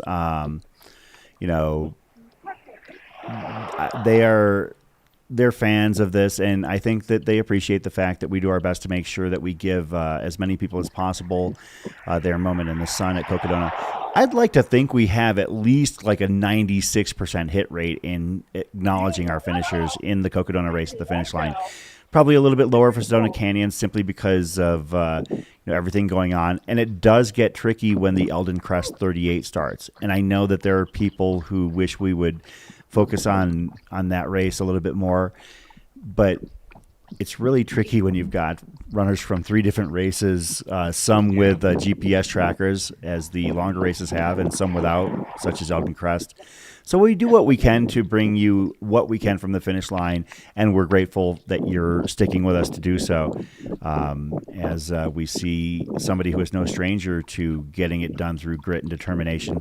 Elizabeth Russ, last year's DFL, this year, not so much. Yeah. Of course, this stream right here that we're on has been going since Wednesday morning at, I believe, what time did they roll you out of bed? About 5 a.m., 6 a.m.? 4 on Wednesday morning. So, yeah, this broadcast coverage has been going nonstop since Wednesday, since the start of Sedona Canyon's 125. We took a small break to go dark on Monday night from 11 to 5. And Tuesday night from 11 to 4. But once we opened up the feed at 4 a.m. on Wednesday, we have not stopped. Yep. And if Jamil, Zach, and Matt had their druthers, we would fill in those gaps. We probably would, yeah. But we've got to preserve our sanity. We've hit the 123-hour mark. 2 hours to go? 2 hours on the clock. Or 2 hours, 10 minutes to go, technically. Oh, this is 2? I think it's at 8:10. Arizona time. No, right now it's 8:10. All right, I see. Okay, good. Whew. Yeah. Okay, so 2 hours to go, but let's be honest, we're not going to need them the way these runners are moving. I don't think we're gonna need the 2 hours. It's always fun to see the final finishers, but I think based on where they are, we're gonna have the final 5 finishes all within the next hour to hour and a half. And that's why I press people. Of course, this is the 4th running of the Cocodona 250. The race has been live streamed every year since its inception. And a lot of times people love to cheer on the golden hour, and we're here for it. That's one of the things that we tell you to bear with us through the week. Those people who want to see their friends and family as part of the golden hour, they wade through the elites and the faster runners who get this race done in 60, 70 hours. And a lot of times they're frustrated in wanting to see their people in more back of the pack. Well, this is the payoff. Mm-hmm. This is what we do to provide coverage of them here. They get their moment in the sun. They get their shine because they deserve it. But thanks for bearing with us, and thanks for following along through the entirety of the week as these runners complete their odyssey across Arizona. Although you can't always believe what you see in the tracker. We almost have a gang of 4 here behind Elizabeth. Yusuf, Christy, Robbie, and Dimitro are all at. Yusuf and Christy are at 245.6, and Robbie and Dimitro are at 245.5. So we'll try and get some. We've already gotten a little biographical information out there about Yusuf and his medical adventures and misadventures.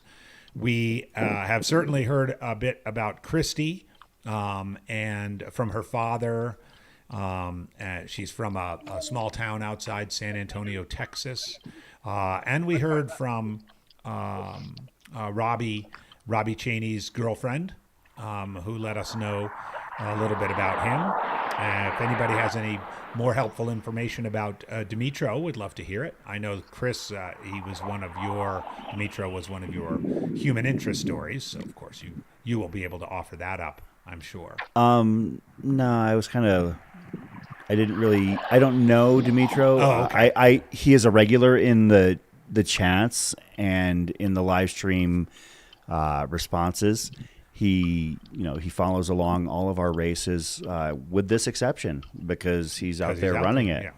So yeah, it looks like A little public service announcement I would make, and this was the first year that we did it, and Bryce Brooks should be applauded because he sent out a runner information form to all of the participants and asked them to return it. And so, for example, that information I shared about Yusuf Sandoval and a little bit earlier about some of the other runners, we got access to that through the runner information form. So for future years, I certainly would love it if we could urge runners to get those in. It does give us a lot more to talk about, but also having some of these friends and family members in the chat to share with us some of the information about the runners, that'd be great. Scott Wallace, thank you so much for your donation. Really appreciate it. Want to give a quick moment as we follow Elizabeth Russ through the streets of Flagstaff. This is not her first rodeo. I believe she's coming up on Dale Street right there. For those not familiar, Flagstaff, the streets are arranged as such that it is in reverse alphabetical order from this vantage point. You hit Fine Street, Elm Street, Dale Street, Cherry Street, and in this case, Birch Street is the final street you hit. I think the A street is Aspen. That's correct. Aspen is on the other side of Heritage Square, but as far as these runners are concerned, it doesn't exist for... Real quick, follow Cam. Can you hear us? If you can you check your watch and see what she's running? She's moving. I don't think he can hear us. She did this last year, too. She's making the left on Birch, and she's got to be running sub-8. Shad, the runner Cam. I think Shad will be able to tell us after he finishes what pace she was running. Yesterday and finished at 2:30 in the morning, something like that. Yep. And then came out and faced over Eldon, something like that. What a badass! Yeah, she's moving so well for this point in the race. Oh, almost took the alternate course at the finish of Cocodona. But there are no prisoner transports from the courthouse going on at this moment, so Cocodona Alley is wide open for these runners to head in for their finish. And this one is no stranger to coming into this area on a Saturday morning, almost a year exactly compared to where she was last year. You can see Jamil and Scott Rokas and everybody getting into position for Elizabeth Russ. And there she is, Elizabeth Russ. With her second straight Cocodona 250 finish. She should offer a training course on how to get this race done. Should. And maximizing your time and enjoyment along the way. Yeah, last year she came into the finish line flying. This year was no different. Shout out while we're looking at these beautiful views of Buffalo Park and the San Francisco Peaks here, basically just on the northern fringes of Flagstaff proper. Chris Warden and Andy Jones-Wilkins bringing you the waning moments of the Cocodona 250 on the Mountain Outpost channel. So our sponsors include Speedland. We had Clark in from Speedland here last night in the studio. Satisfy Running, proprietors of Flota. Catula. We did have Austin Corbett from Catula come in and tell us about his experiences running this race this year. Darn Tough Socks, Spring Energy, Ultra Aspire, Discover Flagstaff. Discover Flagstaff is tourism association devoted to sharing the story. I don't know if they're like one of those companies that does like videos of the region the way that they used to have tourism bureaus do, but they could do an entire show about Cocodona. Gnarly Nutrition was available for the runners at all of the aid stations. Beaver Street Brewing Company, Tannery Sunscreen, Lecky Poles, Knack Nutrition, Squirrel's Nut Butter. Chris Thornley came in and hung out with us here earlier this week. Mm-hmm. And then spent the better part of 3 days at Fort Tut Hill. Taking care of these runners, yeah. Absolutely. Sundog Running, if you're looking for somebody who can probably help get you to the finish line, that is a coaching company that absolutely could do Ian it. Torrance and his team at Sundog Running do an amazing job. Another sponsor that we are grateful for is Drinking Horde Mead Hall, who provided us, first of all, with some mead in the studio. It was my first time actually drinking mead. Mm-hmm.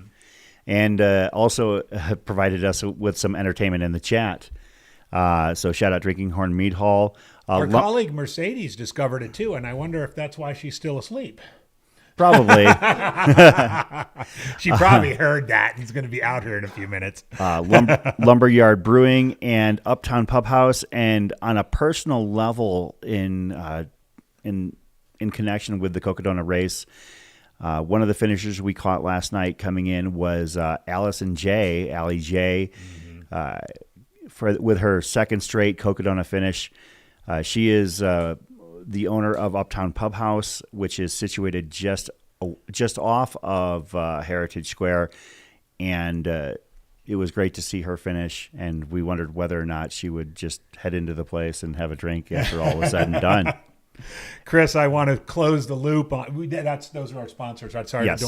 I wanted to just close the loop on Elizabeth's finishing time, because sure. Shad did get back. He was running so hard he couldn't, but he did get back to me, and she was running just under 8-minute pace as she made that sweeping turn onto Birch, which is pretty sweet, pretty incredible. 8-minute pace at the end of 250 miles for last year's DFL. Last year, she was just over 122 hours. This year, just a shade over 123, Elizabeth Russ. So, she knows this course. She knows how to get it done in a very difficult, very challenging 250-mile race. I would say for future runners, as you said, if you're a person that you kind of know you're mid-ish back of the packer, you're coming to do your first 200 plus miler and maybe experimenting with the distance, looking at Elizabeth's times over the last 2 years, and maybe if she's in the race, just kind of locking on shoulder to shoulder and running with her would be helpful. I want to just point out too on this drone shot, which is these drone shots over Buffalo Park have just been stunning this morning. That's Mount Eldon. That's the final objective of the race. That's where Pete Mortimer and his team have been for the last 3 days. If you look to, the far right, that little bump there, that's where it kind of goes down to the other side and heads east. We're getting a little, so the climb up is largely on sort of a rugged single track, some big step ups. We had a brief view of Christie there earlier today. Once they crest the summit, there's some towers up there, some transmission towers, and it transitions to a nice, relatively smooth dirt and gravel road where you get a nice 3.5 mile quad busting downhill to the gate, where you then make a little diversion left back onto single track that ultimately brings you out from those trees and into the open meadow of Buffalo Park. If you have questions about specific runners, I see some in the chat asking about when certain runners came in. You can actually check that with the live runner tracking at the top of the chat. One of the runners mentioned that they were asking about was Terry Gardner. And we did some research while you were sleeping last night. And I don't know if you heard, but we discovered that Terry Gardner is the oldest finisher, not Michael Coppy. Our beloved Jamil Curry, always a stickler for details, learned that Terry Gardner is, get this, 15 days older than Michael Coppy. And we actually talked about the fact that with the difference in finish, was it like potentially 16 by the time all was said and done? Right. I mean, when you're talking about that kind of spread in terms of birthdays, both men to be applauded for finishing this race at the age of 73, AKA blowing out all your excuses in Chatland. The fact that they just happen to be only 15, 16 days apart in age is truly an amazing thing. Chris had a birthday this week. You did. When was your birthday, Chris? Or is it today? It was yesterday. Happy birthday! Happy birthday! I didn't want it to be a thing. Happy birthday. This is what we're covering here. These amazing runners and what they're doing. That's the focus of our. On that topic, Casey Denman, who relayed the incredibly emotional story of his sister, he celebrated his birthday in the middle of Cocodona. He turned 40 on May 8th. Pretty cool. So the original plan was that I was going to run Eldon Crest, and I was registered and trained. But part of what my plan was is that I was going to, treat it like an honest race until I got up to Eldon. And I was not going to treat it as an honest race after I got to Eldon. And I figured I would probably be able to stumble down at my own leisure, maybe, come in. As long as I got back here to help cover the final finishers, I'd be okay. But when the changes in the course were shifted such that Eldon Crest no longer crested Eldon, and I wasn't going to be able to sit and gorge myself on a barbecue spread at that point in the race, I opted to pull out of Eldon Crest and make sure that I could be available for the live stream. And I think we're all better off for it. Yeah. Well, I'm actually starting to maybe get a little bit nostalgic as I'm thinking about. I am so inspired by all of this, and I love my beloved state of Arizona, and my own journey back to running 100-milers, which I've been doing since the late 90s. I wanted to wait until the coverage is over, but I'm going to push register on the Sedona Canyons race when we finish up here, and so I'm trying to think through what I'll do next year. I'll probably do Monday and Tuesday here in the booth with you, and then run Sedona Canyons, and whenever I finish, stumble back up here and spend some time in the booth. But I can't resist the allure of actually running this race. And as we see Jamil Curry right there in our frame talking to looks like Andre Lee right there. Lee. I couldn't talking to Andre Lee, and if you know Andre likes to talk. So talking. Oh yeah, he did. So talking to Andre Lee is, if you're with Andre Lee, you're probably talking. But even Jamil can't resist the allure, as he has already pushed register on the 2025 Cocodona 250. And again, I woke up to find out that he was on the race roster. I wonder if he will train for this endeavor, as that has been a bit of a bugaboo for him. Trying to find the time, and I get it. Yeah. I mean, think about all that this organization has. These organizations, I should say, because there is a slight separation of establishment between AeroViper Running, who has been around for many years and putting on these races, including Cocodona, and Mountain Outpost, the media wing of his companies that covers these races. Not only the AeroViper races, as we've mentioned, but going to be covering that race in Northern California that we allude to in perpetuity, and other races as well. But, with all of that going on, somehow Jamil still finds the way to keep himself in shape. And to some degree, I mean, compared to people off the street, Jamil is like completely, wildly in better shape than them. But I know how much it means to him to not only run these races, but bring them to people. So I know it's also somewhat of a source of frustration for his coach, legendary Arizona runner James Bonet, who actually coaches both Jamil and his brother Nick. Yeah. Their training has got to be dramatically different. Nick trains, as if anybody knows Nick and knows of Nick, trains incredibly hard. And most of the time, James has to just keep a lid on Nick. Nick, who's running that race in Northern California in a month and a half, wanted to run Sedona Canyons 125. Finally, James got through to him and said, that's probably not a good idea. But this is the same Nick Curry who ran the Crown King Scramble, a wonderful, wonderful 50K here locally. Had a drink of water and a Coke and a snack at the Crown King Saloon, and turned around and ran back to the lake.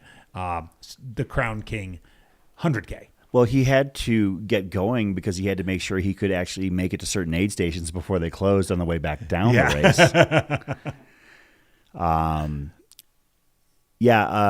I look at Nick and Jamil. Of course, they're both successful runners in their own right, and their approach couldn't be more different. Nick is meticulous in his diet. I mean, I've watched Nick set the American 24-hour record at Desert Solstice, where he ran 170 miles in 24 hours. And as his father was crewing him, his father would hand him a Ziploc bag with 7 gummy bears in it. And maybe the next lap, which was exactly planned out that it was going to be 7 calories. He knew the exact calorie in each gummy bear. Yes, yeah. That's how Nick approaches his races. And then there's Jamil, who is, as opposed to Nick, who is runner as science. Jamil is runner as art. And I'm not saying that Jamil doesn't track his mileage and make plans and everything, but Jamil runs with a definitely different spirit than his brother Nick does. Both still amazing runners, amazing athletes, and have contributed a lot to the sport. Nick was, of course, the co-founder of Air Viper Running with his brother, something that happened when they took over the Haviland 100 back in 2008. And, of course, now 16 years later, we are flying drones over Buffalo Park and Flagstaff, watching the final 4 finishers of the Cocodona 250 make their way into the streets of Flagstaff. I see some people will be joining you at that race. I think at this point we can say, be joining you at Western States next month in California. Yeah, Jason, that's a good way to put it. I like that. To their running, Nick is methodical and Jamil is mystical. I think that's a very apt comparison. But Nick's got his own form of artistry when he's out on the course. I mean, you're talking about somebody who can run hard rock and race flats. That's a completely different skill set entirely.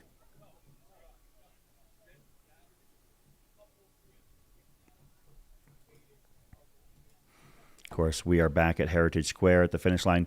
There is a bit of a gap between runners and the finish line right now. They are all closer to each other than they are to the finish line. So it looks like they're probably about...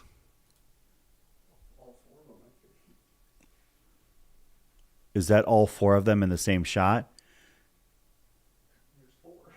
Well, it might be pacers but yeah. Wow, this is great stuff here, right down to the end. Our drone up above. There are at least two pairs, maybe. They're going in. Thank you. Well, there's 2. There's 5. There are 5 people. This is incredible after 250 miles. What a treat. They're going to potentially make things hectic here for us at the finish line. We might have to convene for a quick jam session on how we're going to handle that if they're all that close together, because we do want to give all of them their moment in the sun. And hopefully our follow cams are listening / watching.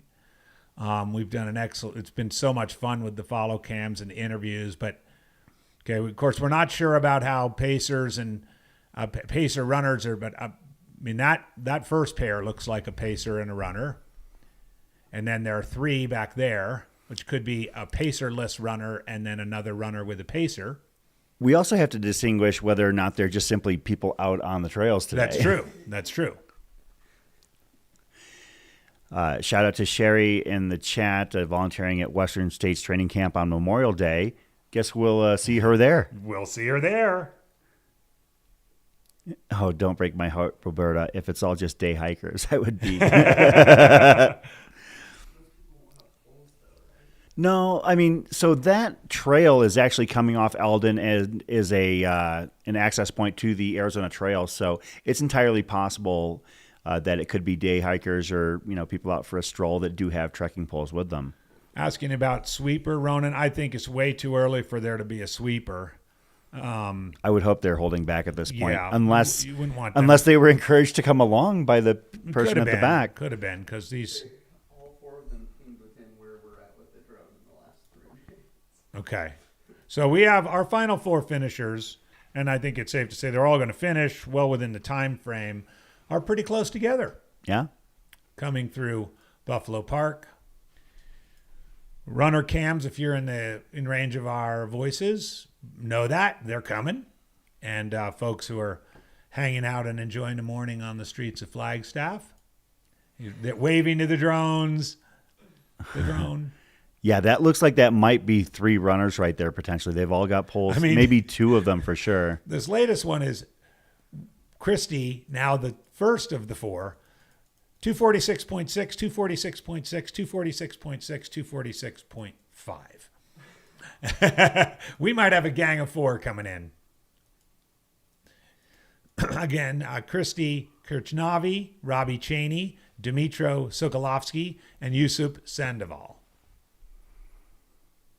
Remain on course.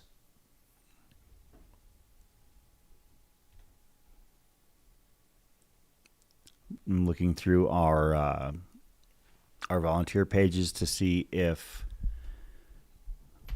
I can figure out who our sweeper is as well. Yeah, I mean, it could be there's no danger of them missing. Sweeper could just be there, grabbing markers. Yeah, these runners have about 95 minutes to traverse the final about 2 miles to the finish. So we're all in good shape.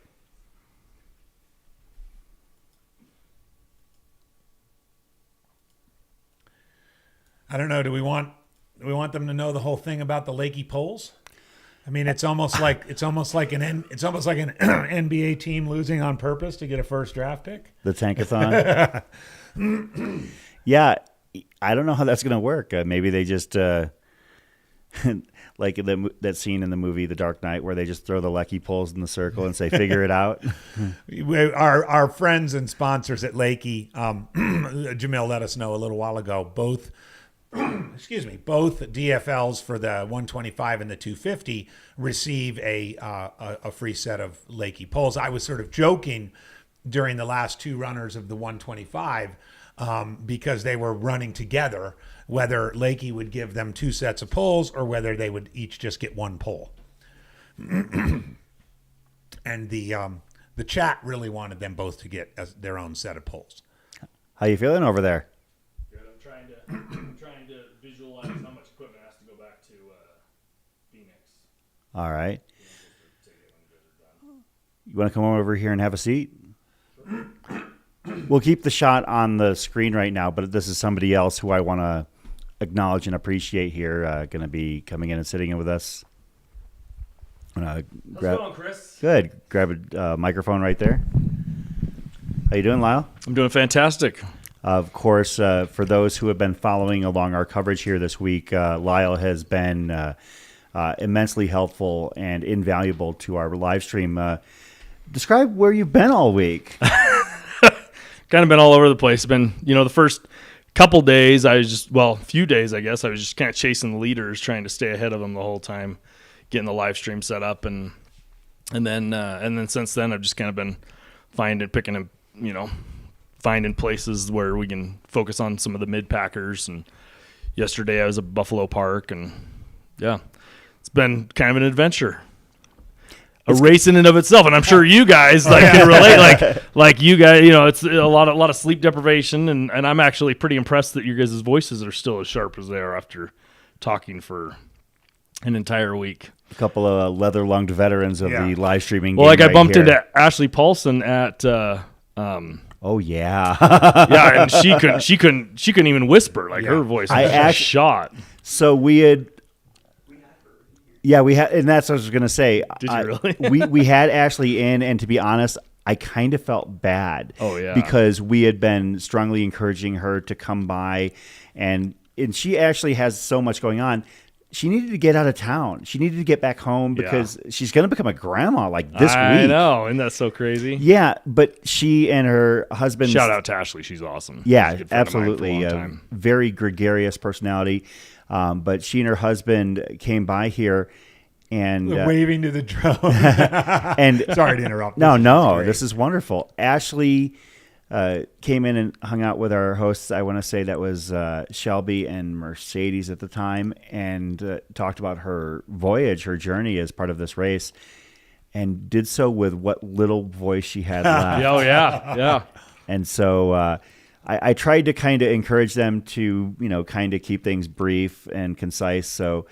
So Ashley didn't have to tax her voice anymore. Right. But that was one of the cool moments of the week to see her in here, even after everything, getting to the finish line, finishing 9th place in the women's race, still wanting to come in and share her story. You have been watching a lot of stories from the front of the pack to the back here. Right. Describe what that's been like for you to basically have your handprint in so many different individuals' journeys. It's really hard not to get invested in some of these athletes, as they're running, and like especially the top leaders, like the top 5 guys. It was just such a battle for days, and then to see it the way it ended, it was like such a flip of events right at the very end. Was like, oh man, you can't write those kind of scripts. It just has to play out the way it does. But it was interesting because I've known Mike Versteeg for a very long time, and I've done some previous races that he's worked with me for, and so I kind of have a close relationship with Mike, and talking to him at I believe it was Camp Tuttle, and he's like, or Tut Hill. I say it wrong every time. However I say it, I say it wrong every time. But everyone always asks you, is it hard S? Is it you ignore the H Tuttle or Tut Hill? Yeah, I know. But anyways, I saw him with that, and he goes, man, I had a lot more fun the first year. There might have been reasons for that, at least speculated in some cases, outright admitted in others. But I wanted to at least bring you on to tell us about your experiences and. And one more thing, your work is far from over when the final finisher crosses. That's why I'm here. I get to break all this stuff down as soon as these guys are done. So Lyle's come in here to our studio because of the massive amount of equipment here that needs to get back down to Phoenix. Probably making mental notes, trying to triage what you've got to do to get this all broken down. I already kind of organized the van a little bit, so I was like, well, I really need to kind of get a scope of what we've got here to work with. That van setup is sweet. It is sweet. It is sweet. Of course, Mountain Outpost now has a van that is customized to our needs as a race trail ultra coverage company, and it's pretty darn sweet. Although I do have to add, the other 2 nights ago, the alarm kept going off on it. The car alarm kept going off, and I was in bed, and I'd have to jump up, throw my pants back on, go run outside, and it wouldn't shut off with the keep fob. I had to get inside the car and start it up, and I think it was because it was parked on a steep hill. Oh, because it hasn't done it since. But it was whatever it was. So I finally just had to take all my equipment out of the van and leave it in and unlock the van because I was the alarm just kept going off, and it's I'm not going to do this all night long. Yeah. Of course, that van is going to be stuffed to the gills with all of the production and coverage equipment that we have here. It's basically a mobile studio headquarters for us here. It's pretty cool. You're going to see it if you're out at Western States, I'm sure. And it's definitely going to become a key part of our coverage, just as you've been this week, Lyle. So I just wanted to at least have you come in and so we could shout you out. And cool. Well, I appreciate that. Everything it's good chatting with you guys. All right. Great to see you, Lyle. Guys. Yeah, you too. One of our key members of our broadcast team, Lyle, who has been everywhere all over the course, following the leaders and also keeping track on the mid and back of the pack as well. As we're doing right here at Buffalo Park in Flagstaff, we've got just a final 4 set of runners. They all have until the counter strikes 125 hours to finish this race, so just under 90 minutes. Everybody looks to be in good shape here. I'm not going to speculate one way or another, but I would say that as long as they keep doing what they're doing, they are going to make their way into Heritage Square and celebrate a Cocodona 250 finish here with plenty of time to spare. We will actually get a golden hour this year, though, unless they start sprinting, all of them. Oh, okay. We've got eyes on the ground here with a follow cam. This last little dirt road section before it spills out onto the pavement. Would this be Christy? No, Christy definitely has a pacer with her. Okay. And this person's number is 179. They wrote it down on the other side. You know what? That's somebody who has been paying attention to the coverage. This is Dmitro. Oh. Dmitro Sokolovsky. This is our opportunity. This is the first time I believe he's been on camera. This is Dmitro. And by my estimations, as we mentioned in our Cocodona preview show, Dmitro was probably the first person to register for Cocodona this year. Registered during the race broadcast last year. Dmitro, a California runner, and now making his way down, and sooner rather than later is going to be a Cocodona finisher, from viewer to finisher.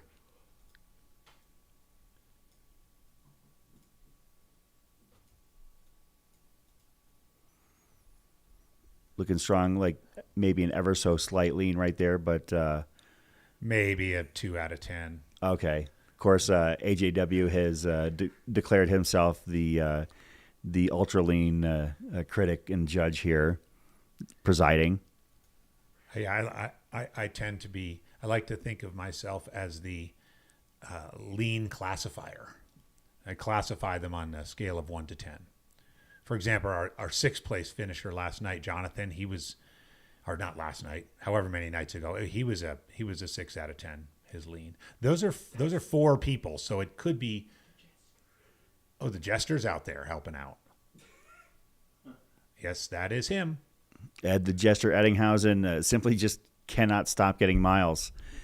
Ed ran the Sedona Canyons 125 this week, finished last night, hung out at the finish line, was high-fiving runners as they came in for the finish. Very noticeably napping at the finish line as well. Of course, we had noted that the runners had to pass the sleeping jester as if it were some part of a J.R.R. Tolkien novel. Be sure not to wake the sleeping jester, for it could be the end of days. Just kidding. Ed's a nice guy. Yeah. As we mentioned, also, Ed, I believe, has now tallied more 100-mile finishes than anybody in human history, with about 350 100-mile finishes. Yes, you heard that right. 350 or so, give or take. I don't have the exact number because I can't keep up. We got confirmation in the chat, actually, that Dmitro left his bib at Fane Ranch. Oh. So he's been going with the handwritten bib for a long time. Of course, Ed is out there to support and cheer on these runners. And if you ever see him at a race, he always carries all of his buckles with him. Yeah. All of them. And keeps them on a keychain-like ring. And that ring weighs well in excess of 100 pounds. Yeah. I lifted it back when it was probably about 80 pounds, and it was pretty imposing then. Of course, that was 4 years ago, so probably 150 or so races ago. So Dimitro's popping onto that little side road that eventually, within a few, maybe quarter mile, spills out onto the pavement, and he'll be the last runner. So this is the Switzer Canyon Trail. Yeah. Yeah. Of course, you can see, as Kevin Goldberg said last night, a very aggressive name for this trail. As you see it here, you think of Grand Canyon being just 80 miles away. Switzer Canyon, nice little amble through the through the pines here. Not very technical at all for the Switzer Canyon Trail. Of course, Dmitro probably about less than 5 minutes from pavement here. And current DFL, I think that's why we have our follow cam on him. Of course, our follow cams are going to be picking up the runners as well as they hit the streets of Flagstaff. He's opposite. He's in the front. Okay. He's in the front of our gang of 4. Yusuf Sandoval, Dmitro Sokolovsky, Christina Kirknavy, and Robbie Cheney. And we learned from Christina's dad, she goes by Christy. Christy, yes.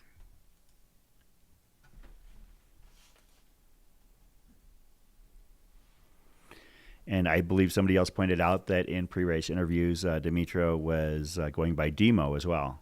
Okay. We'll try our best to to acknowledge and respect that. And I think we're going with Yusup with the H instead of the J-H. But if anybody knows if we should correct that. Chris Andrews is watching us right now from the Grand Canyon waiting for an oil change. A very unusual place to get an oil change, the Grand Canyon. I am not... usually have other things to do when I'm at the Grand Canyon. I am not familiar with the lube, oil, and filter joints at the bottom of Bright Angel Trail, but I will take your word for it that their services are impeccable. I prefer 32nd Street and Indian. I got my guy on Ray Road in Chandler, and I'm set. So, I always like to get my oil changed at a place that is relatively close by to a watering hole or a restaurant of some kind. Next level planning right there. Indeed. It's like, how's the oil change? They do an okay job, but the bar next door is fantastic. Yeah. So are you going to come get your car anytime soon? Tomorrow. I've got an Uber coming to get me now. If you just put in the back of the parking lot, put the keys on the tire. Ronan Sherpa, Phantom Ranch Oil and Lube. I need a T-shirt for that place. Yeah, Christy's dad is on here. I know last name is Schaefer. I think it was Robert Schaefer, but yeah, I know Christy's dad. There we go. Here is Dimitro onto the pavement. There he is, George Schaefer.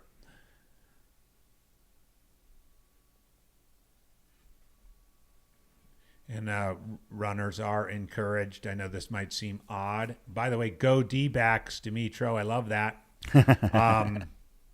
Had a 4-game winning streak snapped last night by the Orioles, but I tell you what, those Orioles are tough. That team, they're over under this year for wins, according to certain sites that handle how well you're confident in your sports wagering. Had them at like 89.5, and they won 101 last year. Yeah, I would take the over on that. Yeah. So they already have 25. Yeah, a truly stout team. But, of course, the local team, the Arizona Diamondbacks, playing against the Orioles in the series this weekend. And Dimitro, the reason why we're talking about this during the Cocodona 250 is to recognize his headgear here as he draws to a finish. So there it goes. Lyle's horn is going. The race organizers do encourage / require the runners to follow appropriate traffic rules, and you can see Dimitro is not somewhat impatiently waiting for the light to change. He could also be welcoming the rest there, though. Yeah. You don't want to look like you're slacking on the trail, but at the same time, you know, that breather once every few blocks is probably pretty great. There he is. Of course, he is going to head down this street for about 2 blocks. That's Prairie, I believe. As he struggles to quickly open Google Maps and zoom in. Forest Street, that's right. Forest Street is on Forest for about 2 blocks. We'll take a left on Beaver Street to the hospital. And once he crosses over Forest onto Beaver Street and basically hits the corner of that sidewalk, he'll have roughly 1 mile to go.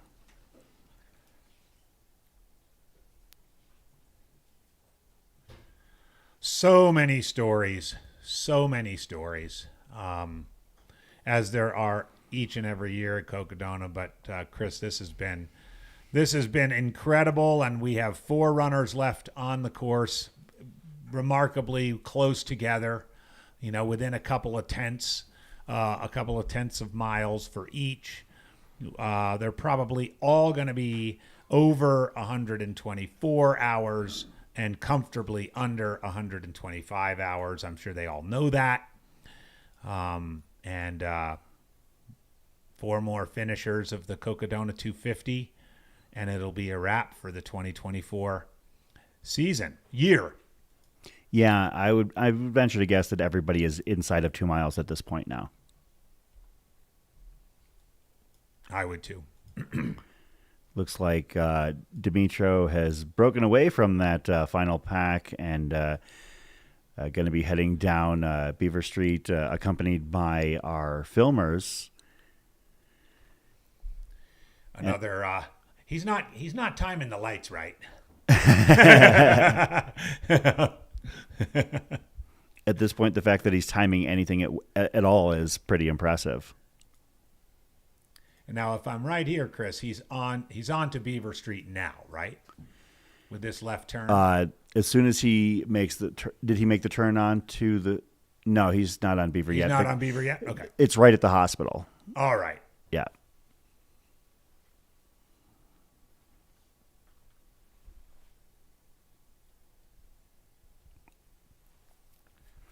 Well, the shorter answer to that, Nestus, is that all of the finishers will be doing so in the next 75 minutes or so. Can't tell you exactly when, but we'll be following along their journey as they complete the Cocodona 250.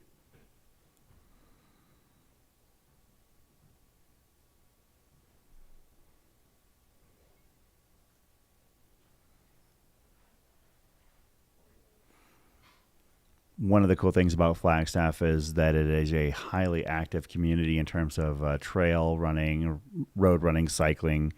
It's not uncommon to head out onto the streets of Flagstaff or into Buffalo Park and encounter, former Western States winners, Olympic hopefuls, Division I collegiate athletes. It is truly a convergence of stars when it comes to distance sports here in Flagstaff.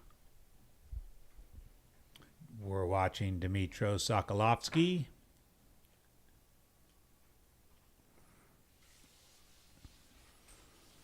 All right. Hitting a crosswalk right when the light turns red. Of course, he'll actually be taking that left onto Beaver Street and heading down. We will catch up with Demo shortly. As you can see, a couple of these are the final two.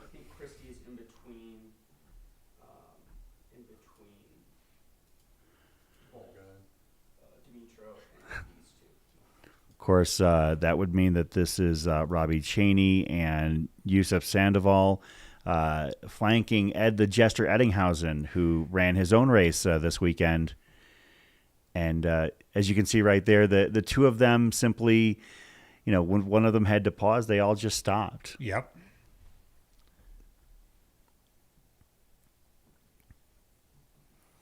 We've got. So we think Christie's between them?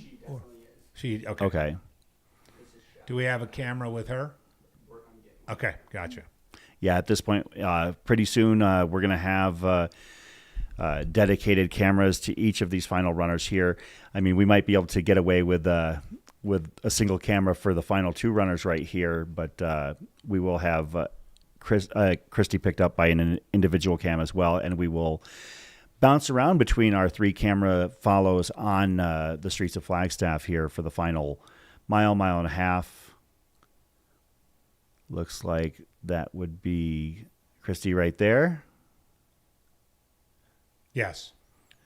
I recognize her from the shots that we got on the climb up. Coming out of the Switzer Canyon Trail. Mm-hmm. The aggressively named Switzer Canyon Trail has now hit Forest Street in Flagstaff, and it's all pavement and sidewalk from here. She had a much more favorable light than Dimitro. Yes, there is definitely. We'll see if that's a factor here as things if things tend to tighten up here. She is moving very well, running great for this stage in the race. Less than a mile and a half to go for her.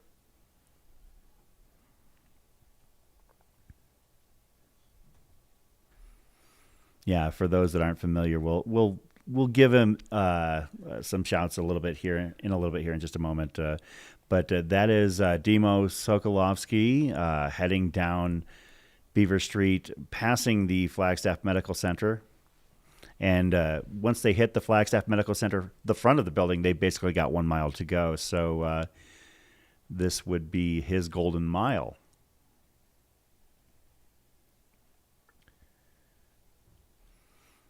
thanks to the nearly 1,000 people who are joining us here on this Saturday morning.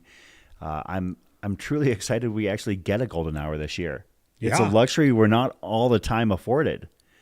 We'll pop back with Dimitro here shortly, as you can see Ed the Jester Eddinghausen hanging out with the Yusuf and Robbie. I think those are so. Not sure who is who. If I'm pretty sure that Yusuf is on the left. Okay, Yusuf is blue hoodie. Robbie is purple pants. If someone could confirm, I know Robbie's girlfriend was in the chat a little while ago.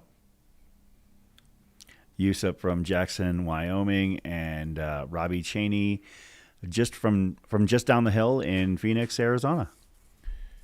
And back to Dimitro on Beaver Street.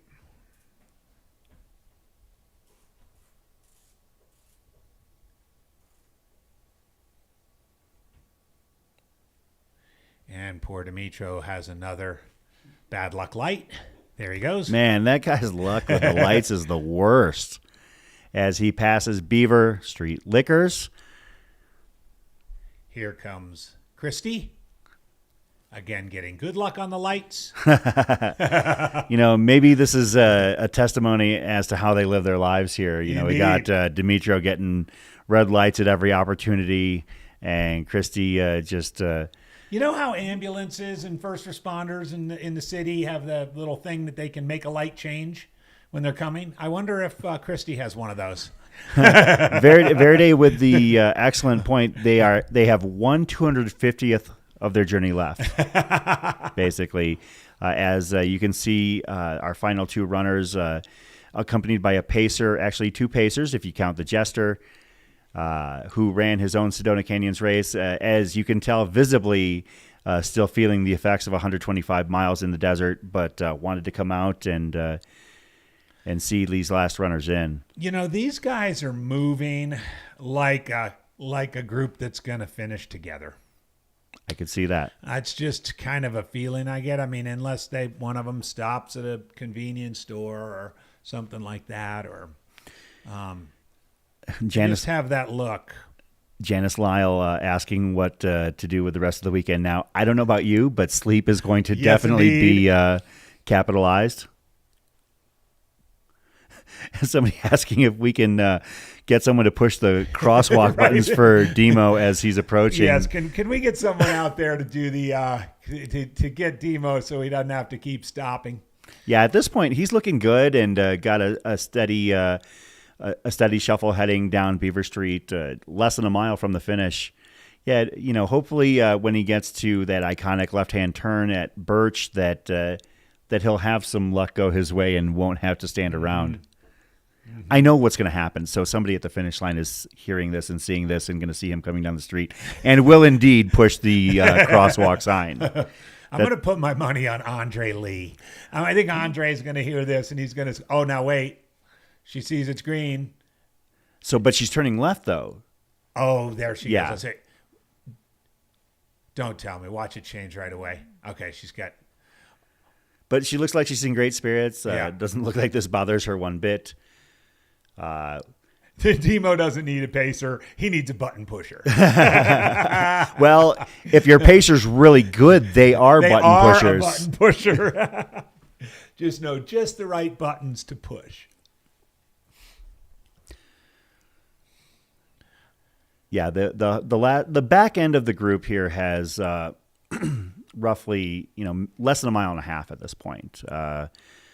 It is they've passed Switzer Canyon, have left Buffalo Park, are heading down Forest Street, and once they actually cross Forest Street, they're going to actually move and take a left-hand turn on Beaver, and once they've crossed the street, they'll have exactly 1 mile to go. Yeah, for those who are learning about the Jester for the first time, truly one of the good characters in the absolutely in the space. Ed Eddingson, Eddinghausen, aka the Jester. As you can see, Demo Sokolowski from California, just out for a morning stroll, and hopefully we'll be talking about him finishing Cocodona here very shortly. Yeah, thanks for tuning in, folks. As we mentioned, if you like what we're doing here, just smash that like button, subscribe to the channel, and we'll keep doing this for you. As he passes Dale Street, as we mentioned, the streets in the final couple blocks of this race go in reverse alphabetical order, starting, I believe, at an F Street, Fine Street, Elm, Dale is what Demo just passed. We'll be coming up on Cherry Street, and finally Birch. Yep, they don't go all the way to Aspen, which is the A Street that is right before the highway. Is that Matt Feldake? Classic button pusher right there. There you go. Matt Feldake, the director of marketing for Air Viper Running, and one of the people who has overseen the explosion of our live stream coverages. Absolutely, and he's doing a lot of sort of behind-the-scenes content for this that will be produced, as well as Tony Hill, who's done an amazing job. I know we haven't shown any for a little while, but almost 12 or 13 episodes of Cocodona Chronicles that Tony's been pumping out every day of the race. Demo coming up on Birch and going to take that left-hand turn. Left on Birch. Did you see that they actually have Left on Birch hats and T-shirts now? I love it. I love it. You can order those on the Cocodona website. Matt Feldake doing some social media work. I know that social media manager Jen Laughlin is on walkabout somewhere where passports are required, I believe. So Matt filling in, doing some work. Of course, you can see Matt's stride. You can tell he's a former state cross-country champion. Indeed. He's taking the shortcut to the finish line. So he's around for Dimitro's turn into Cocodona Alley. Yeah, of course, as the crowd in the chat is noting, he did get the light that time. Yeah, he got that one. Matt was there. I think Matt might have influenced that. Yeah, Matt has been doing incredible intervals, as has all of our follow filmers here. All right, Demo, just one turn to go. Just make sure not to miss it. There he is. Dmitro Sokolovsky. And this follow camera knows his day is done because the other two are out there. Look at the crowd that's come together here.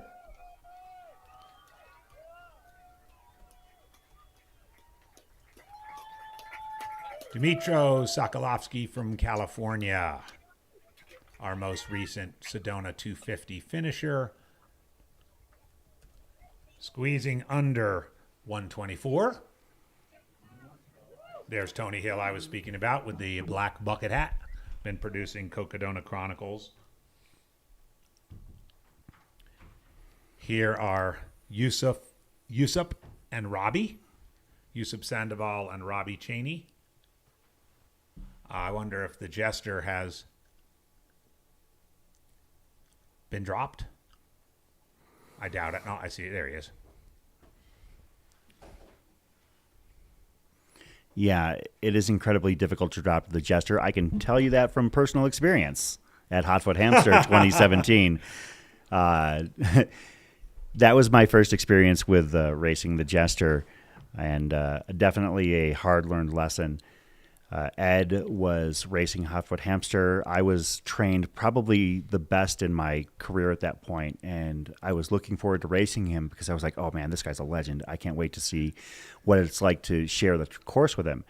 And Ed proceeded to do his thing, and he's maintaining like a 13-minute mile pace, just ambling along. We'll save that story for another day. Christie, who was DFL at the base of Eldon, has inched ahead now of Yusuf and Robbie. Looks like Demo stole a little bit of her luck with the lights here. Yeah, because there she is at Beaver Street Liquors.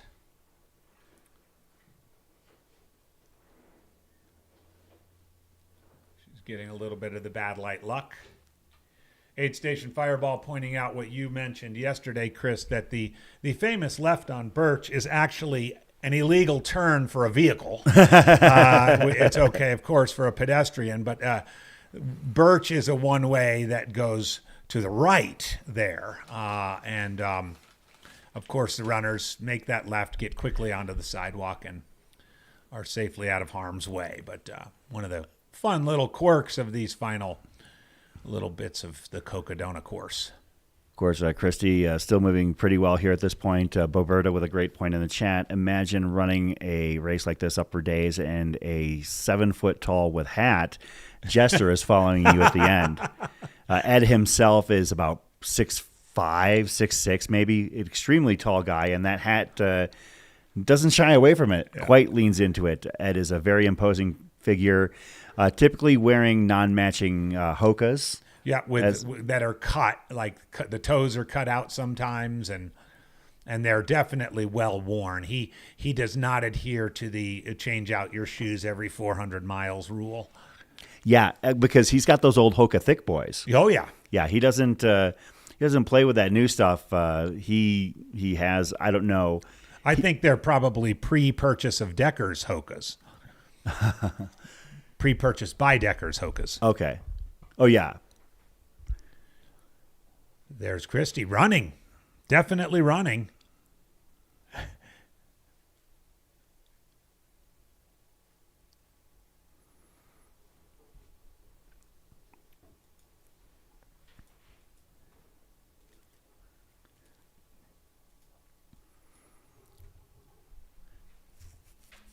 Is it Kirchnavi or Kirchnavi?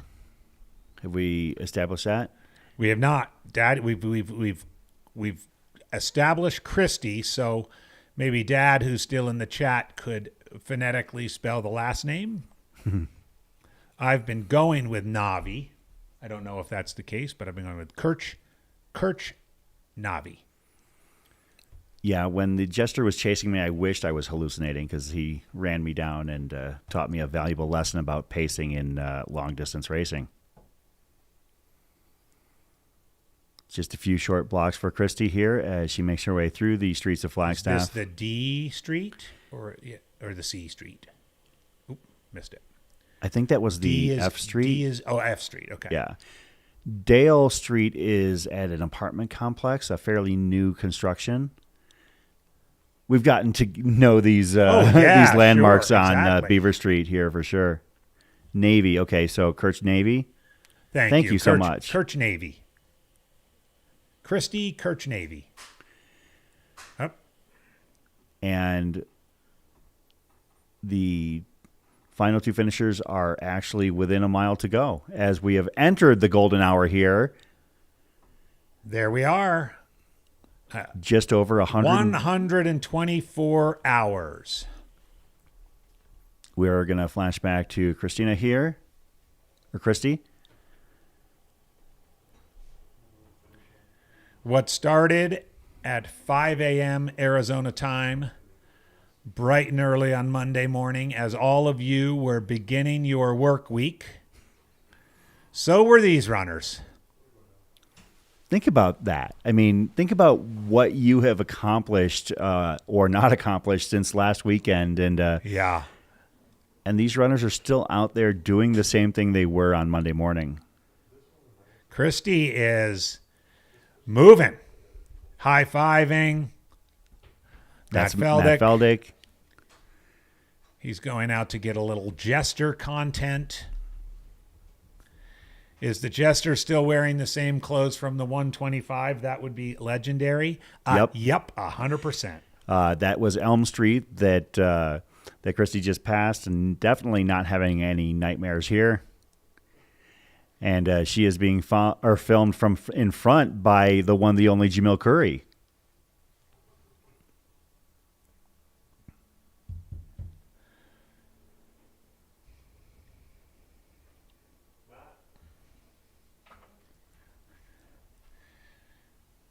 So Jamil, oh yeah, there he is. Okay. Coming in with Christy, definitely kicking it in. Christy Kirch Navy.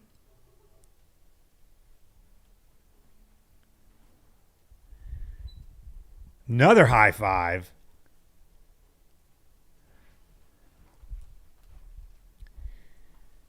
In the golden hour.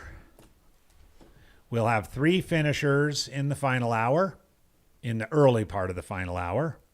Yeah, I don't think we're going to need the entirety of the final hour here. I mean, unless the jester convinces them to stop for brunch or something. Maureen Carey has chat fatigue in the last 6 days. I can tell you from personal experiences that is indeed a thing. That is definitely a thing. When doing coverage. So is reading chat fatigue. Roy Quinn, our boy Roy, ran this race last year and said at this time he was eating 2 breakfast plates at once. Not even going for the food, just eating the plates themselves. I've spent a lot of time with Roy over the last couple of years. He and I have the same running coach, Pete Mortimer, and Roy's a good dude on one of those like 17-year-long running streaks, and has truly reinvented himself as a runner and becoming a certifiable badass in the process. Pacer stepping aside here.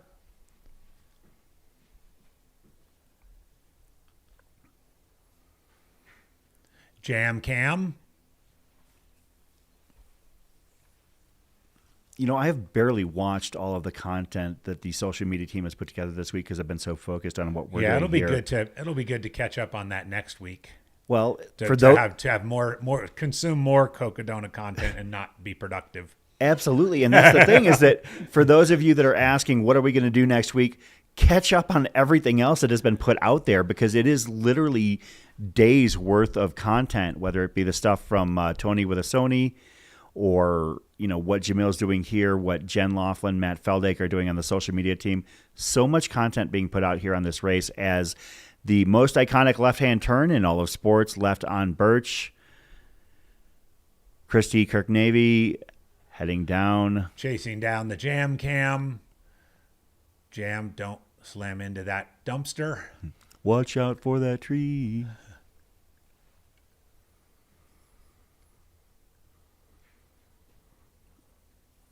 Yeah, Jamil is probably the most capable and knowledgeable follow filmer in the entire sport. Somebody who knows what he's looking for in a shot and is able to direct traffic around a runner like nobody's business.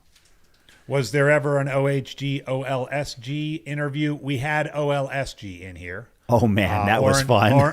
Orange long short guy was in here during the portion of the broadcast with Eric Senseman, so that was a lot of fun. There's Tony with a Sony. We just saw last year's DFL Elizabeth Russ, who just finished her race a few minutes ago, standing at the corner of LaRue and Birch, great. High-fiving Christy. Yeah, we'll get to, as I mentioned earlier, we'll get to posting all of the interviews. Look at this. Oh, that feeling's got to be so great. Did you see how quickly her mode changed when she saw what awaited her here at the finish? There she is. Christy Kirchnavy. Look at Jamil's reaction. He's loving this. With a big jump into the arms of a well-wisher, loved one. Jamil and Tony there. Scott Rokas. It's a who's who of media personalities of the sport. Yeah, that finish line is stacked when it comes to ultra running talent documentation. Christy Kirchnavy. Fantastic. Yeah, who's cutting onions indeed. Oh, man. Just real quick, finish that thought. Questions about the interviews. Yeah, we will have all of the interviews posted on Mountain Outhouse YouTube. Mountain Outpost YouTube. And Aravipa. Sounds like you had a flashback there. I did. Well, I saw a hint of a Mountain Outhouse that was teased out before Cocodona. Did you see the picture of or I think it might have been you actually at the porta potty atop Eldon? And indeed. Well, before they were setting up the aid station, they went up there, and there it was. A true mountain outhouse. Christie's right turn and sprint down the Cocodona alley I know that's probably not a Strava segment, but if it is, she'd probably be pretty close to the top of that thing. She poured it on. Yeah, tech types who can figure that one out should probably make it like from Birch to the finish or something like that. That'd be a great Strava segment, because chances are it wouldn't be held by some elite. It would be handled by somebody who is just smelling the barn and ready to go. Yep, orange long shorts guy was interviewed. Yeah. Orange hat guy, we couldn't track him down. We did have, a lot of people were asking about the Chisholm family. We did have the Chisholm family. That'll be up there. We did have Kevin Goldberg, not only for a nice lengthy interview with Finn Melanson, but also a nice long shift on the mic while I was getting a little sleep. Yeah, he was an excellent co-host of the wee hours last night, shared of his experience. Of course, a very experienced ultra runner, having done this race 3 times. And also, doing a podcast as well about running 200-plus mile races specifically. What's the title of that podcast? It is the Distance to Empty, Distance I believe. to Empty. That's right. So there are 2 runners left on the course, and there they are. Robbie Cheney and Yusuf Sandoval. This might be a good time to one more time just summarize the Yusuf Sandoval story, who was hit by a snowmobile 10 years ago, was in a wheelchair for several months, had surgery on both knees. And with that difficult injury, he took the recovery from it as a catalyst to changing his life. A childhood friend of his during that time decided they would sign up for I Am Tough, the difficult Idaho 100-miler, and he jumped into it. He had an extremely bad pain in the back, and after a trip to the ER and them not seeing anything on the CT scan, he decided to attempt the race with the doctor's approval. During the race, his body started to shut down, and it turned out that they had missed a life-threatening spine infection. He then had 2 months of daily IV infusions to fight it. Eager for redemption, he signed up for a 100-mile race 3 months later and finished, get this, DFL. But he finished despite the odds, ended up with rhabdo, so he definitely knew he pushed his body past its limits, but nothing was going to stop him from finishing that race. That was 15 months ago, and he spent the last year getting back in the groove and showing up to this race. And here he is in the last few meters, along with the Jester and Robbie, coming to the finish as the final 2 finishers of the Cocodona 250. You're kidding. I'm not kidding. I'm going to have to go to you for a second and see if I can see. All right. All right. We are trying to get our system. Looks like we had a little bit of stall out. Can we turn off that monitor over? Turn the TV off. If anybody's in here, Liam or Mercedes, or we're back in the studio. Trevor's scrambling around to make sure we get the system booted back up. In the meantime, Chris and I are going to pray for red lights. Pray for red lights. Log some stuff off our computers as well. As soon as we've got, I'm just going to restart it. that's the first thing that we usually do is turn it off, turn it back on. Of course, with everything going on in the studio, the Wi-Fi is leveraged to the hilt. We had to bring in a separate hotspot to handle our computers to make sure we don't interfere with the coverage. So we'll see if we can get those cameras out there on the streets. We're trying to reach out to the Jester to slow these guys down.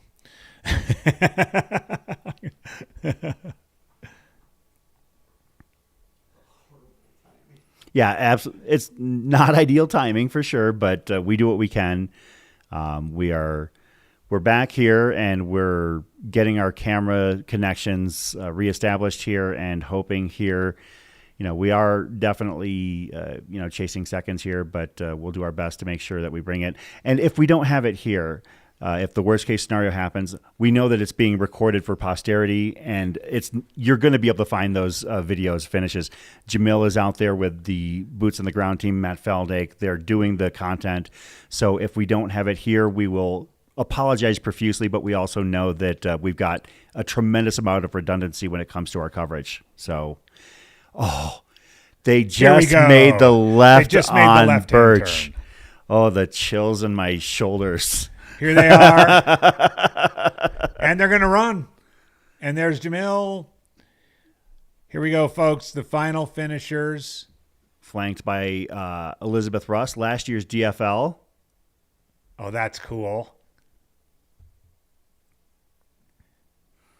Jamil out in front filming and moving, positioning himself at the finish line. I know what we're going to see here, and I'm going to just, in my opinion, let the moment speak for itself here once we get down to that magical right-hand turn down Cocodona Alley. You got any thoughts for the moment, AJW, before we... I think we just let it sink in. Two finishers who've been battling the longest of anybody, along with last year's DFL. Looks like a little gesture to one another. They're chatting a little bit with Elizabeth, arm around them. I can smell the onions being cut. I can in too. They released the dust. They released the dust into the ducks again, and they're going to see the finish. Here we go.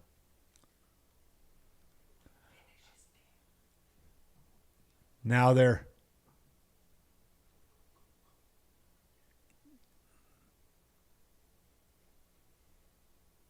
No, this is fine. Coming in through a tunnel of people.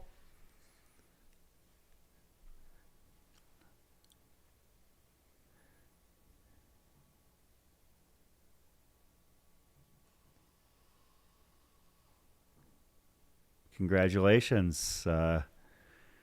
They did it. Robbie Cheney, Yusuf Sandoval, the final two finishers crossing the line together. There we go. 1:24:17. And with that, Chris, Cocodona 250 2024 is in the books. We're going to hang out here and see what kind of finish line feeds we get. Thanks for those of you that have been tuning in with us over the past 5 days. We had some golden hour action here. That was, wonderful to experience. We don't get it every year because some years the runners are in the barn by the time we actually get to the quote golden hour. But this was not one of those years. We got the opportunity to witness a great moment. I mean, and when the two of them basically, shoulder to shoulder, you could see kind of like a bro hug there. Nothing like it. Yeah, Robbie and Yusuf, congratulations to the two of them. I'm sure that medical is right there making sure that if they have any needs that they're being addressed. Those that are asking how to sign up, you can do so on Cocodona.com.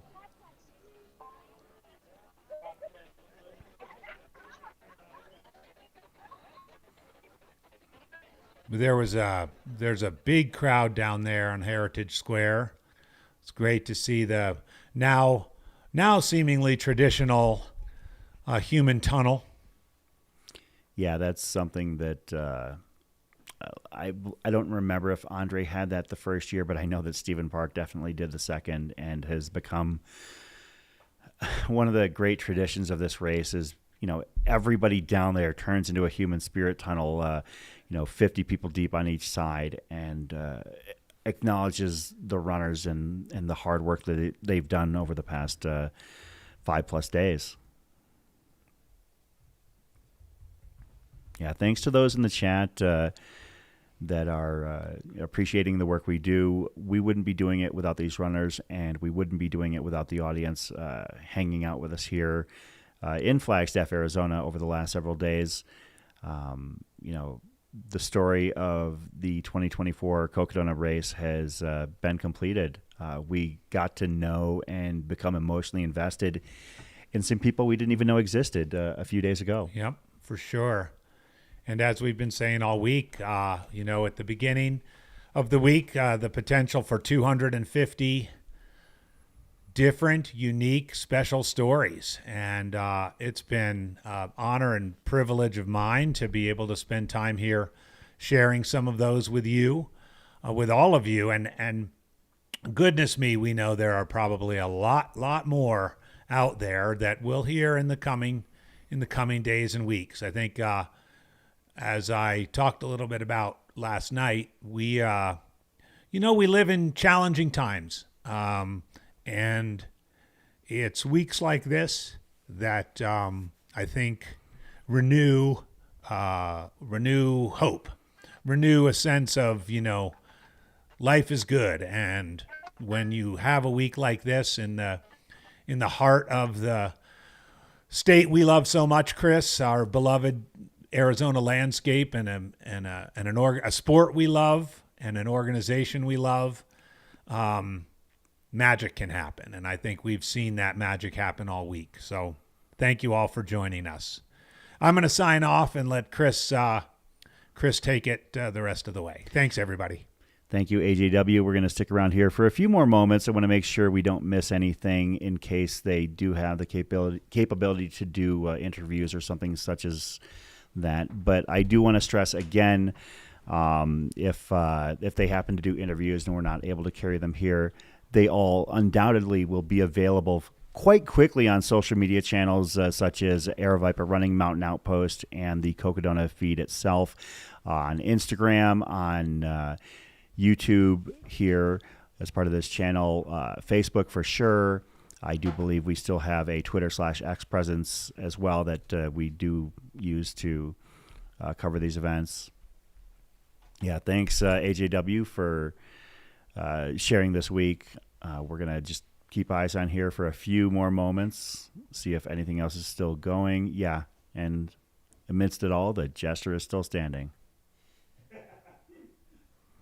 Special thanks. I'm going to try and do a few thank yous here with regards to our coverage here. Thank you to the aforementioned Andy Jones-Wilkins, Zach Marion, Matt Feldake, Mercedes Siegel-Gaither, Brianna Grigsby, Corinne Shalvoy, Shelby Farrell, Eric Senseman, Kevin Goldberg, and I think that pretty much nails everybody who was one of our anchors for this coverage. Thanks to all of our drone pilots. Special thanks to Tony Hill, Tony with a Sony on Instagram, for the Cocodona Chronicles productions that moved so quickly to provide further depth to the story of this race every day, completing those videos, within hours with the highest of quality and the most beautiful of background shots. Thank you to Trevor and Jordan, our producers here in the studio, as well as Bryce Brooks, who has been in the studio and everywhere else on course. Thank you to race director Stephen Adderholt, Jamil Curry, Jubilee Page. Thanks to Race Command, Aaron Schmidt, Noah Doherty, their team over there.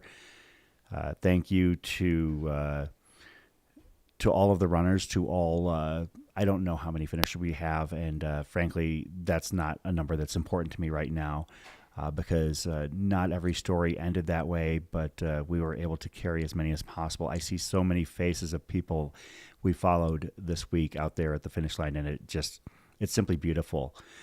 Thank you to all of you in the chat who have been sticking with us all week. We're grateful for this audience, for this opportunity to tell this story. We wouldn't be here without you and without the athletes that you support and love. That's what makes it all happen. And want to give a shout out to our sponsors here, Speedland Running, Satisfy Running, Catula, Darn Tough Socks, Spring Energy, Ultra Aspire, Discover Flagstaff, Gnarly Nutrition, Beaver Street Brewing, Tannery Sunscreen, Lecky Poles, Knack Nutrition, Squirrels Nut Butter, Sundog Running, Drinking Horn Mead Hall, Lumberyard Brewing, and Uptown Pub House. Thanks to all of those supporters here as part of this Cocodona broadcast. We couldn't do it without you. You make this happen. I'm kind of at a loss for words. I am tired. I'm wired. And I think if there is anything further that will be told here as you get a different angle of USEP, that it's all probably going to be out there for you on the various channels that Aravaipa, Cocodona, and Mountain Outpost leverage. I think that's pretty much all there is to say. I mean, we're watching these people all celebrate, and I want to get down there. I want to get down there and high five and hug everybody and be a part of it. So I think with that we've got nothing more to say. Thanks everybody. We're gonna call it a broadcast here. All right. We'll see you next year here in Flagstaff, Arizona for Cocodona 2025. For all of our team here, I could not be more honored and proud to be a part of it. I'm Chris Warden, and we'll talk to you soon. Be good out there.